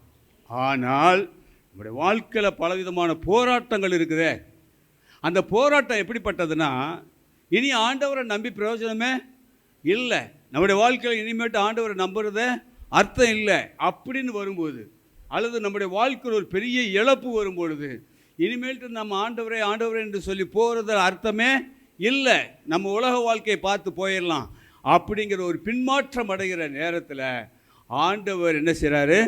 அவர்களை விட்டு விலகிறார். பிரைஸ் தி லார்ட் சொல்லுவோமா? அப்படிப்பட்ட நேரத்திலையும் நம்ம என்ன செய்யணும்? உறுதியாக நிற்க வேண்டும் என்பது தான் ஆண்டவர் சொல்லுகிற ஒரு காரியம். தானியேலின் புஸ்தகத்தில் 3வது அதிகாரம் 14 18 வரைக்கும் உள்ள வசனத்தை நீங்கள் வாசிங்கலாம். இந்த சம்பவம் உங்களுக்கு தெரியும்ல, நேபுகாத்நேச்சாருடைய நாட்களில் நடந்த ஒரு சம்பவம். இந்த 3 பேர் யார்? Shadrach, Meshach, Abednego. இவங்க 3 பேரும் கர்த்தருடைய தாசர்கள், அந்நிய தேசத்தில் சிறைப்பட்டு போனவர்கள். அங்கே போய் ஆண்டவரை தான் மகிமைப்படுத்துனாங்க, ஆண்டவரை தான் துதித்தாங்க. ஆகவே அங்கே அந்த தேசத்தினுடைய எந்த காரியத்தையும் கற்றுக்கொள்ளல. அந்த தேசத்தில் செய்யப்படுகிற பலிகளுக்கு அவங்க என்ன செய்யலை? ஒத்து போகலை. அதனால் இவர்கள் ஆண்டவராக இயேசுவை மாத்திரம் அல்லது கர்த்தராகிய தேவனை மாத்திரமே அவர் சார்ந்து கொண்டு என்ன செய்தாங்க? ஆண்டவரை மகிமைப்படுத்தினாங்க. இதை பார்த்து அவங்க என்ன சொல்கிறாங்க தெரியுமா? இந்த தேசத்தில் இப்படிப்பட்ட காரியம் நடந்து கொண்டிருக்கிறது, ஆகவே நீ என்ன செய்யணும்? அவங்கள ஒரு பெரிய சிலையை வச்சு அவங்க வணங்க வைக்கணும் அப்படின்னு சொல்லி காரியம். இதுதான் நடந்த சம்பவம். அதனால் பெரிய சிலையை வச்சு கீதம் வாசிக்கும்போது, ட்ரம் வாசிக்கும்போது நீங்கள் தாழ பணிந்து அதை வணங்கி கொள்ளணும். வணங்கி கொண்டால் நல்லது, இல்லை அப்படின்னா நீங்கள் நெருப்பு சூளையில் போட்டு கொல்லப்படுவீர்கள். இதுதான் ஆர்டர். இவங்க என்ன செஞ்சிட்டாங்க? தைரியமாக எங்களுக்கு அப்படி ஒன்றும் தேவையில்லை, நீங்கள் இப்போ வணங்க சொல்கிற தெய்வத்தை நாங்கள் வணங்க முடியாது, நாங்கள் சார்ந்து இருக்கிற தெய்வம் இஸ்ரவேலின் தேவனாகிய பரிசுத்தர், அவர் ஒருவரே தேவன், அவருக்கு மட்டுமே நாங்கள் ஆராதனை செய்வோம். அவர் எங்களை தப்புவித்தாலும் தப்புவிக்காமல் போனாலும் அவரே எங்களுக்கு தேவன். இதை நீங்கள் புரிஞ்சுக்கணும் ராஜாவேன்னு சொன்னோன்னா என்ன செய்கிறாங்க? அவங்களுக்கு என்ன செய்கிறாங்க? நெருப்பில் போட்டுறாங்கன்னு பார்த்தோம் இல்லைங்களா? இப்போது இந்த நேரத்தில் 3 பேருமே அந்நிய தேசத்தில் போய் இருக்கிறாங்க. அந்நிய தேசத்தில் போய் இருக்கிறவங்க அந்த ராஜாவுடைய கட்டளைக்கு கொஞ்சம் கீழ்ப்படிந்திருந்தா இருக்கிற ஸ்தானமும் நின்றுருக்கும், இவங்களும் மற்றவங்களோடு சேர்ந்து இருப்பாங்க. ஆனால் அவங்க போய் அங்கே போன இடத்துல அந்த தேசத்தில் எனக்கு கொடுத்துருக்கிற பதவியும் வேண்டாம், அவங்க தெய்வமும் எனக்கு வேண்டாம், அவங்க கொடுக்குற எந்த பொருளும் எனக்கு வேண்டாம், என்ன நான் ஆராதிக்கிற தேவன் ஒருவர் மட்டுமே. அது சொன்னார். 3 பேர் சொல்கிறாங்க, நாங்கள் ஆராதிக்கிறவர் எங்களை தப்புவிக்க வல்லவராக இருக்கிறார், தப்புவித்தாலும் தப்புவிக்காமல் போனாலும் நாங்கள் அவரையே சேவிப்போம். இன்றைக்கி நாம் சேவிக்கிறது எப்படி இருக்கிறோம்? பிரச்சனைகள் போராட்டங்கள் வரத்தான் செய்யும். இனிமேட்டு வர காரியம் ரொம்ப மோசமான காரியமாக இருக்கும். ஏன்னா அவங்க ஆட்டம் ஆடிக்கிட்டு இருக்காங்க, ரொம்ப ஆட்டம் ஆடுறாங்க, இன்னும் நிறைய ஆடுறாங்க, இன்னும் மட்டும் ஆட போகிறாங்க. தேர்தல் வந்துருச்சுன்னா எந்த ஆட்டம் ஆட போகிறாங்கன்னு நமக்கு தெரியாது, புரிஞ்சுக்கோங்க. பிரைல ஆகவே இந்த ஆட்டம்லாம் நம்மக்கிட்ட வர்றதுக்கு முன்னாடி நம்ம ஒரு தெளிவான மனப்பக்குவம் உள்ளவர்களாக இருக்க வேண்டும். இந்த தெளிவான மனப்பக்குவம் இல்லை அப்படின்னா, நம்ம ஆற்றுல ஒரு கால் சேத்துல ஒரு கால்னு சொன்னேன்ல, அங்கேயா இங்கேயா அப்படின்னு அப்போ தான் உங்களுக்கு தீர்மானம் வரும். இப்போயே அந்த தீர்மானம் எடுக்கணும். எப்போ வந்தாலும் என்ன நடந்தாலும் சரி, நான் அவருக்காக வாழ்வேன், அவரை நான் விட்டு கொடுக்கவே மாட்டேன். ஹல்லேலூயா. அவரை நான் உயர்த்துவேன். Price the lord. ஹல்லேலூயா. எனக்கு காரணம் இன்றைக்கி இந்த ஜெமிமாங்கிற ஒரு பொண்ணு கிரிக்கெட்டில் ஆஸ்திரேலியாவை தோக்கடிச்சது, அதுதான் முக்கியம். ஃபைனலுக்கு வந்தது கூட பெருசல்ல. ஆஸ்திரேலியா இதுவரைக்கும் வேர்ல்டு கப்பில் அதுதான் ஃபஸ்ட்டு. அதை உடைக்கிறதுங்கிறது தான் நோக்கம். அதை இந்தியா அதுவும் அவங்க எத்தனை 300 மேலே ரன் எடுத்துட்டாங்க, உடைக்க முடியாது. அவ்வளோ இந்தியா பிளேயர்ஸ் அவ்வளோ இல்லை. ஆனால் இந்த பிள்ளைக்கு மட்டும் ஆண்டவருடைய கிருபை இருந்ததுனால அதிக ரன் எடுக்க வச்சு ஜெயிக்க வச்சிட்டார். இஸ்ரேல் தேசத்தில் இருக்கிற அந்த ஆஸ்திரேலியாவில் இருக்கிற ஒரு பொண்ணு சொல்கிறா, இப்படிப்பட்ட ஒரு காரியத்தை அந்த பொண்ணுக்கிட்ட இருக்கும்னு நான் எதிர்பார்க்கவே இல்லை. அவள் சொல்கிறா, எனக்கு தேவனுக்கு நான் மகிமை செலுத்துகிறேன். பிரைஸ்லாம் அவ்வளோ பெரிய இதில் இன்றைக்கி வேர்ல்டே பேசுது. எதுக்கோ ஒரு காரியம் அவள் கர்த்தர் மேல் வைத்திருக்கிற அந்த நம்பிக்கையை வெளிப்படுத்துகிற காரியத்தை பார்க்கும்போது இன்றைக்கி உலகமே அவளை பற்றி தான் பேசிடுது. அவள் சொல்கிறா, யுத்தம் கர்த்தருடையது, எனக்காக அவர் யுத்தம் பண்ணினார். அவள் பாருங்க, இந்த உலகத்துக்கே அவள் எடுத்துக்காட்டாக விளங்கக்கூடிய அளவுக்கு இயேசுவை உயர்த்தினாள். அப்படின்னா நீங்களும் நானும், அவரை சார்ந்திருக்கிற நீங்களும் நானும், ரட்சிக்கப்பட்டிருக்கிற நீங்களும் நானும், ஆண்டவருடைய பிள்ளைகளாக இருக்கிற நீங்களும் நானும், ராஜாக்களும் ஆசாரியர்களுமாக்கிற நீங்களும் நானும் அவர் என்ன செய்யணும்? 4 பேர்த்துக்கு மத்தியில் பேச மாட்டேங்கிறோம். பேசலாம். இன்றைக்கி நம்ம அப்படிப்பட்டவர்களாக இருக்கிறோமா? பாடுகள் வரத்தாங்க செய்யும். உலகத்தில் உங்களுக்கு உபத்திரங்கள் உண்டு, ஆனாலும் திடன் கொள்ளுங்கள், நான் உலகத்தை நீங்கள் திடன் கொள்ள வேண்டும் என்பதற்காகத்தான் ஆண்டவர் சொல்கிறார். நீ என் பக்கத்தில் தான் இருக்கிற, அவன் கூட தான் இருக்கிறேன், திடனாக இரு, நம்பிக்கையாக இரு, உன் வாழ்க்கையில் காரியத்தை சாதிப்ப, உன் வாழ்க்கையில் கர்த்தர் காரியத்தை வாய்க்க பண்ணுவார். Price the Lord. சோர்ந்து மட்டும் போயிடவே கூடாது, திடனாக இருங்கிறதுக்கு தான் அது அர்த்தம். நம்ம சோர்ந்து போயிடக்கூடாது என்பதை தேவன் விரும்புவார். சரி, இன்னொரு காரியத்தை சொல்லி நான் முடிக்கிறேன். பிலிப்பியர் புஸ்தகம் 3வது அதிகாரம் 7லிருந்து 11 வரைக்கும் உள்ள வசனம். ஆகிலும் யார் சொல்கிறா? பவுல். இந்த பவுல் யார்? முதல்ல சபையை துன்பப்படுத்தினவன் சவுல் இல்லையா? இயேசுவை அதாவது இயேசுவுக்கு சீசராக இருக்கிறவங்களெல்லாம் பிடிச்சிட்டு போய் கொல்றவன் அல்லது சிறைச்சாலையில் போடுறவன், அப்படிப்பட்டவன்.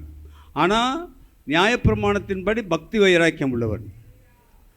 இயேசுனுடைய கொள்கையை தான் தெரியாது, இயேசு யாருங்கிறது தெரியாது, இயேசுவின் சீசர்கள் எதற்கு கூடியிருக்காங்கன்னு தெரியாது, அதனுடைய மறுமை என்ன என்பது தெரியாது. ஆனால் அவன் நியாயப்பிரமாணத்தின்படி பக்தி வைராக்கியமாய் வளர்க்கப்பட்டவன். அந்த பக்தி வைராக்கியம் இப்போ என்ன செஞ்சிச்சு? கிறிஸ்துவர்களை கொல்ல ஆரம்பிச்சிருச்சு. ஹல்லேலூயா. இப்படிப்பட்டவனை தான் ஆண்டவர் என்ன செஞ்சார்? பிடிச்சார். அவன் சொல்கிறான், இப்போ என்ன சொல்கிறேன் பாருங்க. ஆகிலும் எனக்கு எதெல்லாம் எனக்கு லாபமாக இருந்து என்னுடைய பேருக்கு புகழுக்கும் காரணமாக இருந்துச்சோ அவைகளை நான் கிறிஸ்துவுக்காக. இப்போ ஏன் சொல்கிறான் கிறிஸ்துவுக்காக? கிறிஸ்துவின் அன்பை இன்னதென்று புரிந்து கொண்டான், கிறிஸ்து யார் என்று புரிந்து கொண்டான். ஆகவே தான் தன்னை ஆண்டவருக்கு அர்ப்பணிக்கிறான். ஆகவே எல்லாவற்றையும் கிறிஸ்துவுக்காக என்ன சொல்கிறாங்க? வாசிமா, நஷ்டம் என்று எண்ணுகிறேன், நஷ்டம் என்று கருதுகிறேன். ஹல்லேலூயா. எல்லாம் எனக்கு லாபமாய் இருந்தது எதுவோ, எதெல்லாம் பேரும் புகழுமாய் இருந்ததோ எல்லாவற்றையும் நான் கிறிஸ்துவை எப்போ நான் சந்தித்தேனோ அதற்கப்புறம் இந்த மேன்மை, இந்த பெருமை, இந்த புகழ், எல்லா லாபமானத்தையும் அது நஷ்டம் என்று, அது குப்பை என்று கருதுகிறேன். அது மாத்திரமல்ல,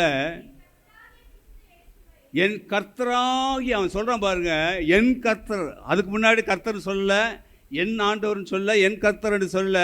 இப்போ எப்போ இயேசுவை ஏற்றுக்கொண்டானோ அவன் சொல்கிறான், என் கர்த்தர், என் மேய்ப்பர், என் மீட்பர், என் கர்த்தராகி கிறிஸ்து இயேசுவை அறிகிற அறிவின் மேன்மைக்காக எல்லாவற்றையும் நஷ்டம் என்று எண்ணிக்கொண்டிருக்கிறேன். அந்த நஷ்டமானதெல்லாம் எதற்காக என்ன எண்ணிக்கொண்டிருக்கிறானா, என் கர்த்தராய் இயேசு கிறிஸ்துவை அறிகிற அறிவின் மேன்மைக்காக அதெல்லாம் போனால் போயிட்டு போகுதுன்னு அது நினச்சி கொண்டிருக்கிறேன். அது போனால் போயிட்டு போகுது, இந்த சொத்து போனால் போயிட்டு போகுது, இந்த பணம் போனால் போயிட்டு போகுது, அல்லது என் பேர் புகழ் எல்லாம் அற்று போனாலும் போயிட்டு போகுது. ஒன்றும் தேவையில்லை, குப்பை. ஏனென்றால் என் கர்த்தராகி இயேசு கிறிஸ்துவை அறிகிற அந்த அறிவின் மேன்மை எனக்கு வரணும். உங்களுக்கு எனக்கு அந்த மேன்மை வரணும். கிறிஸ்துவை அறிந்து கொள்ளுகிற அந்த மேன்மை, அவர் எப்படிப்பட்டவர் என்கிற அறிகிற அந்த அறிவு, அந்த மேன்மை நமக்கு வரணும். அதுக்காக நான் எல்லாவற்றையும் நஷ்டம் என்று நான் கருதுகிறேன். அல்லேலூயா. நஷ்டம் என்று எண்ணிக்கொண்டிருக்கிறேன். போனால் போயிட்டு போகுதுன்னு என்றேன். நான் கிறிஸ்துவை ஆதாயப்படுத்தி கொள்ளும்படிக்கு நியாயப்பிரமாணத்தினால் வருகிற சுயநீதியை உடையவனாய் இராமல், நான் சுயமாய் செய்கிற எந்த காரியமும் நான் நீதியாய் செய்கிறேன் என்று எண்ணாமல், கிறிஸ்துவை பற்றும் விசுவாசத்தினால் வருகிறதும் விசுவாசம் மூலமாய் தேவனால் உண்டாயிருக்கிறதுமான நீதியை, இந்த நீதி எங்க, என் சுயநீதி அல்ல, தேவனால் உண்டான நீதியை உடையவனாய் இருந்து கிறிஸ்துவுக்குள் இருக்கிறவன் என்று காணப்படும்படிக்கு. அப்படின்னா என்ன, கிறிஸ்துவுக்குள் நான் இருக்கிறேன், கிறிஸ்துவை சார்ந்திருக்கிறேன் என்று காணப்படும்படிக்கும் இப்படி நான் அவரையும் அவருடைய உயிர்த்தெழுதலின் வல்லமையையும் அவருடைய பாடுகளின் ஐக்கியத்தையும் அறிகிறதற்கும் அவருடைய மரணத்துக்கொப்பான மரணத்துக்குள்ளாகி எப்படியாயினும் நான் மரித்தோரிலிருந்து உயிரோடு எழுந்திருப்பதற்கு தகுதியாகும்படிக்கு. எதற்கு நாம் தகுதி, எங்கே பரலோகத்துக்கு போவதற்கு தகுதியாகும்படிக்கு இந்த உலகத்தில் உள்ள எல்லா காரியங்களையும் நான் ஒன்றும் இல்லாமல் இருக்கிறது என்று எண்ணுகிறேன். அவருக்காக எல்லாவற்றையும் நஷ்டம் என்று விட்டேன், குப்பையுமாக எண்ணுகிறேன். பார்த்தீங்களா, எதுக்காக குப்பையா என்றான், அந்த பரலோக ராஜ்யத்தை, அந்த மேன்மையை அடைவதற்கு இதெல்லாம் குப்பை. உலகத்தில் இருக்கிறதெல்லாம் குப்பை, எல்லாம் அவர் கொடுத்தது தான். ஆனால் அவருக்காக எல்லாத்தையும் நஷ்டம் என்று விட்டுடுறேன். இந்த பூமியில் நீங்கள் வாழ்கிறதுக்கு என்ன செய்கிறாரு, எல்லாம் கொடுக்குறார். அது எல்லாம் சம்பாதிச்சும் வச்சார். 6 நாள் படைப்பில் சம்பாதிச்சு வச்சார். பிரைஸ்லார். சிலுவையில் எல்லா ஆசீர்வாதங்களும் நமக்கு கொடுத்து வச்சார். ஆனால் அதை காட்டிலும் அங்கே போகணும்னா இதெல்லாம் குப்பையாக எண்ணணும். இந்த பூமியில் உள்ள எல்லா காரியங்களையும் குப்பை என்று எண்ணுகிறேன். அடுத்த வசனம் செய்ய, ஆழ்ந்தாயிற்று அல்லது முற்றிலும் தேறினவனானேன் என்று எண்ணாமல், கிறிஸ்து இயேசுவினால் நான் எதற்காக பிடிக்கப்பட்டேனோ அதை நான் பிடித்து கொள்ளும்படி. அது ரெண்டாவது என்ன செய்கிறான், நான் எதற்காக ரட்சிக்கப்பட்டேன், நான் எதற்காக பிடிக்கப்பட்டிருக்கிறேன், அதை நான் தொடரும்படி நான் ஆசையாய் தொடருகிறேன். அதை பிடித்து கொள்ளும்படி நான் ஆசையாக தொடர்றேன். பிரைஸ் எல்லாம். நாம் எதற்காக ரட்சிக்கப்பட்டிருக்கிறோம், அவரோடு என்றென்றைக்கும் அரசாளுவதற்காக, இல்லையா, என்றென்றைக்கும் அவரோடு கூட இருப்பதற்காக, அவருடைய நித்திய மகிழ்ச்சியில் இருப்பதற்காக. இன்னைக்கு இங்கே அண்டிக் கொண்டு இருக்கிற யாவரும் அவரோடு இருப்பதற்காகத்தான் என்ன செய்கிறாங்க, அதை நோக்கி பார்க்கிறோம். பிரைஸ் எல்லாம். ஆகவே இந்த உலகத்தில் இருக்கிற எல்லாமே குப்பை. சகோதரரே, அதை பிடித்து கொண்டேன் என்று நான் எண்ணுகிறதில்லை, ஒன்று செய்கிறேன், பின்னானவைகளை மறந்து முன்னானவைகள் நாடுறேன். எனக்கு முன்னே இருக்கிறதை தான் நான் நாடுறேன், பின்னெல்லாம் போனது போயிட்டு போகுது, அதை நான் பின்னோக்கி பார்க்கிறேன். பிரைஸ் எல்லாம். ஹல்லேலூயா. கிறிஸ்து இயேசுக்குள் தேவன் அழைத்த பரம அழைப்பின் பந்தய பொருளுக்காக லக்கை நோக்கி நான் தொடர்கிறேன். அவர் அழைத்த அழைப்பினுடைய பந்தய பொருள் என்ன? அந்த லக்கை நோக்கி நான் தொடர்கிறேன். ஆகையால் நம்மில் தேர்ந்தவர்கள் யாவரும் இந்த சிந்தையாக இருக்க கடவோம். எந்த காரியத்திலாவது நீங்கள் வேறு சிந்தையாக இருந்தால் அதையும் தேவன் உங்களுக்கு வெளிப்படுத்துவார். இந்த உலகத்தில் அவரை சார்ந்து இருக்கும்போது அவருடைய சிந்தை தான் இருக்கணும். அதை விட்டுட்டு வேறு சிந்தைக்கு போனால் அதையும் ஆண்டவர் வெளிப்படுத்திடுவார். அப்பா நீ போகிற சிந்தை சரியில்லை, உன்னுடைய எண்ணங்கள் சரியில்லை, திருப்பி வந்துரு அப்படின்னு பிரைஸ் தி லார்ட். அதையும் வெளிப்படுத்துவார்.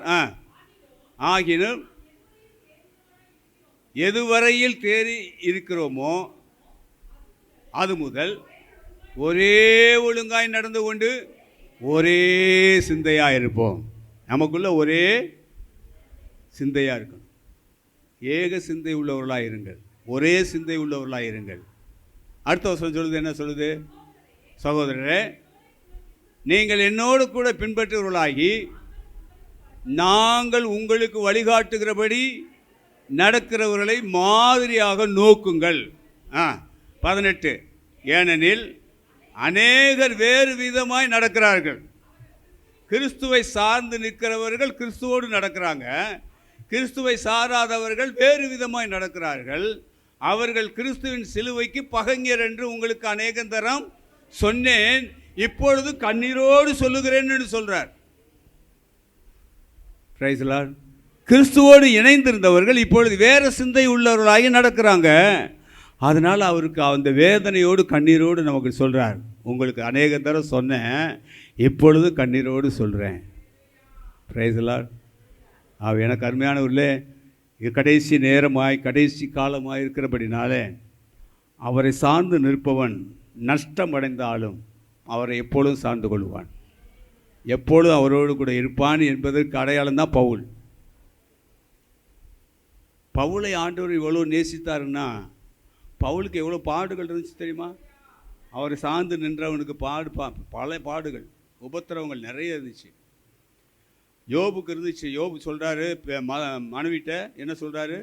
கர்த்தர் கொடுத்தார், எடுத்துக்கொண்டார், நன்மையை பெற்ற நான். நன்மையை பெற்ற இது வரைக்கும் வாழ்ந்தில்ல, அவர் கொடுத்ததெல்லாம் வாங்கி சாப்பிட்டில்ல, அவர் கொடுத்ததெல்லாம் இப்போ எல்லாம் அணைஞ்சு தீர்ந்தில்ல, இப்போ நம்ம கஷ்டம் வரும்போது அவரோடு கூட பாடுகளும் சகிக்க கற்றுக்கொள்ளுன்னு சொல்லி மனைவிக்கு சொல்கிறார். உலகத்தில் இப்படிலாம் பாடு தான் வரும். Price the Lord. அதனால் நம்ம என்ன செய்யணும்? குடும்பமாக இருந்தாலும் சரி, சபையாக இருந்தாலும் சரி, நமக்குள்ள சில பிரச்சனைகள் போராட்டங்கள் வரும்போது நம்ம பாடு இப்போ வந்துச்சுனாலும் அது சகித்து கொண்டு வாழ கற்றுக்கொள்ளுங்க. ஆகவே ஒரு நாள் கர்த்தர் வருவார், இந்த சபையை எடுத்துக்கொள்ள வருவார். யாரெல்லாம் அவரை சார்ந்து நிற்கிறீங்களோ அவரோடு கூட நீங்களும் நானும் போயிடுவோம். சார்ந்து நிற்காதவங்களை குறித்து பவுல் சொல்கிறார், கண்ணீரோடு சொல்கிறேன், அவங்க போனது மாதிரி நீங்களும் போயிடாதீங்க, அவங்க விலகினது மாதிரி நீங்களும் விலகிடாதீங்க, மீண்டும் கண்ணீரோடு சொல்லுகிறேன்னு சொல்லி பவுல் சொல்லுகிறது போல் இன்றைக்கு நானும் உங்களுக்கிட்ட சொல்கிறேன், கர்த்தரை சார்ந்து கொள்ளுங்கள், கர்த்தர் உங்களை ஆசீர்வதிப்பார். கண்களை மூடி நாம் ஜெபிக்கலாம். நல்ல பிதாவே, எங்களை தாழ்த்துகிறோம், மரண பரியந்தமும் உம்மை சார்ந்து நிற்க எங்களுக்கு கிருபை தாரும். ஆண்டவரே, பிள்ளைகள் உம்மை நோக்கி கூப்பிடும்போது, உம்மை நோக்கி பார்க்கும்போது கர்த்தாவே, உம்முடைய பிள்ளைகள் வெட்கப்பட்டு போகாதபடி நீர் அரவணைத்துக் கொள்ளும், ஆசீர்வதியும் பாதுகாத்துக் கொள்ளும். எல்லா துதி கனமையும் உமக்கு செலுத்துகிறோம். உமக்கே மகிமை உண்டாகட்டும். உம் பாதப்படுகிறோம். இயேசுவின் நாமத்தில் ஜெபிக்கிறோம் நல்ல பிதாவே. ஆத்துமாவே கர்த்தரை ஸ்தோத்திரி, என் முழு உள்ளமே அவருடைய பரிசுத்த நாமத்தை ஸ்தோத்திரி. என் ஆத்துமாவே கர்த்தரை ஸ்தோத்திரி, அவர் செய்த சகல உபகாரங்களையும் மறவாதே. ஆமே. நமது கர்த்தராகிய இயேசு கிறிஸ்துவுடைய கிருபையும் பிதாவாகிய தேவனுடைய அன்பும் பரிசுத்த ஆவியாருடைய ஐக்கியமும் சமாதானமும் இன்று மென்று நம்மளோடு கூட இருப்பதாக. ஆமென். அல்லேலூயா, அல்லேலூயா, அல்லேலூயா.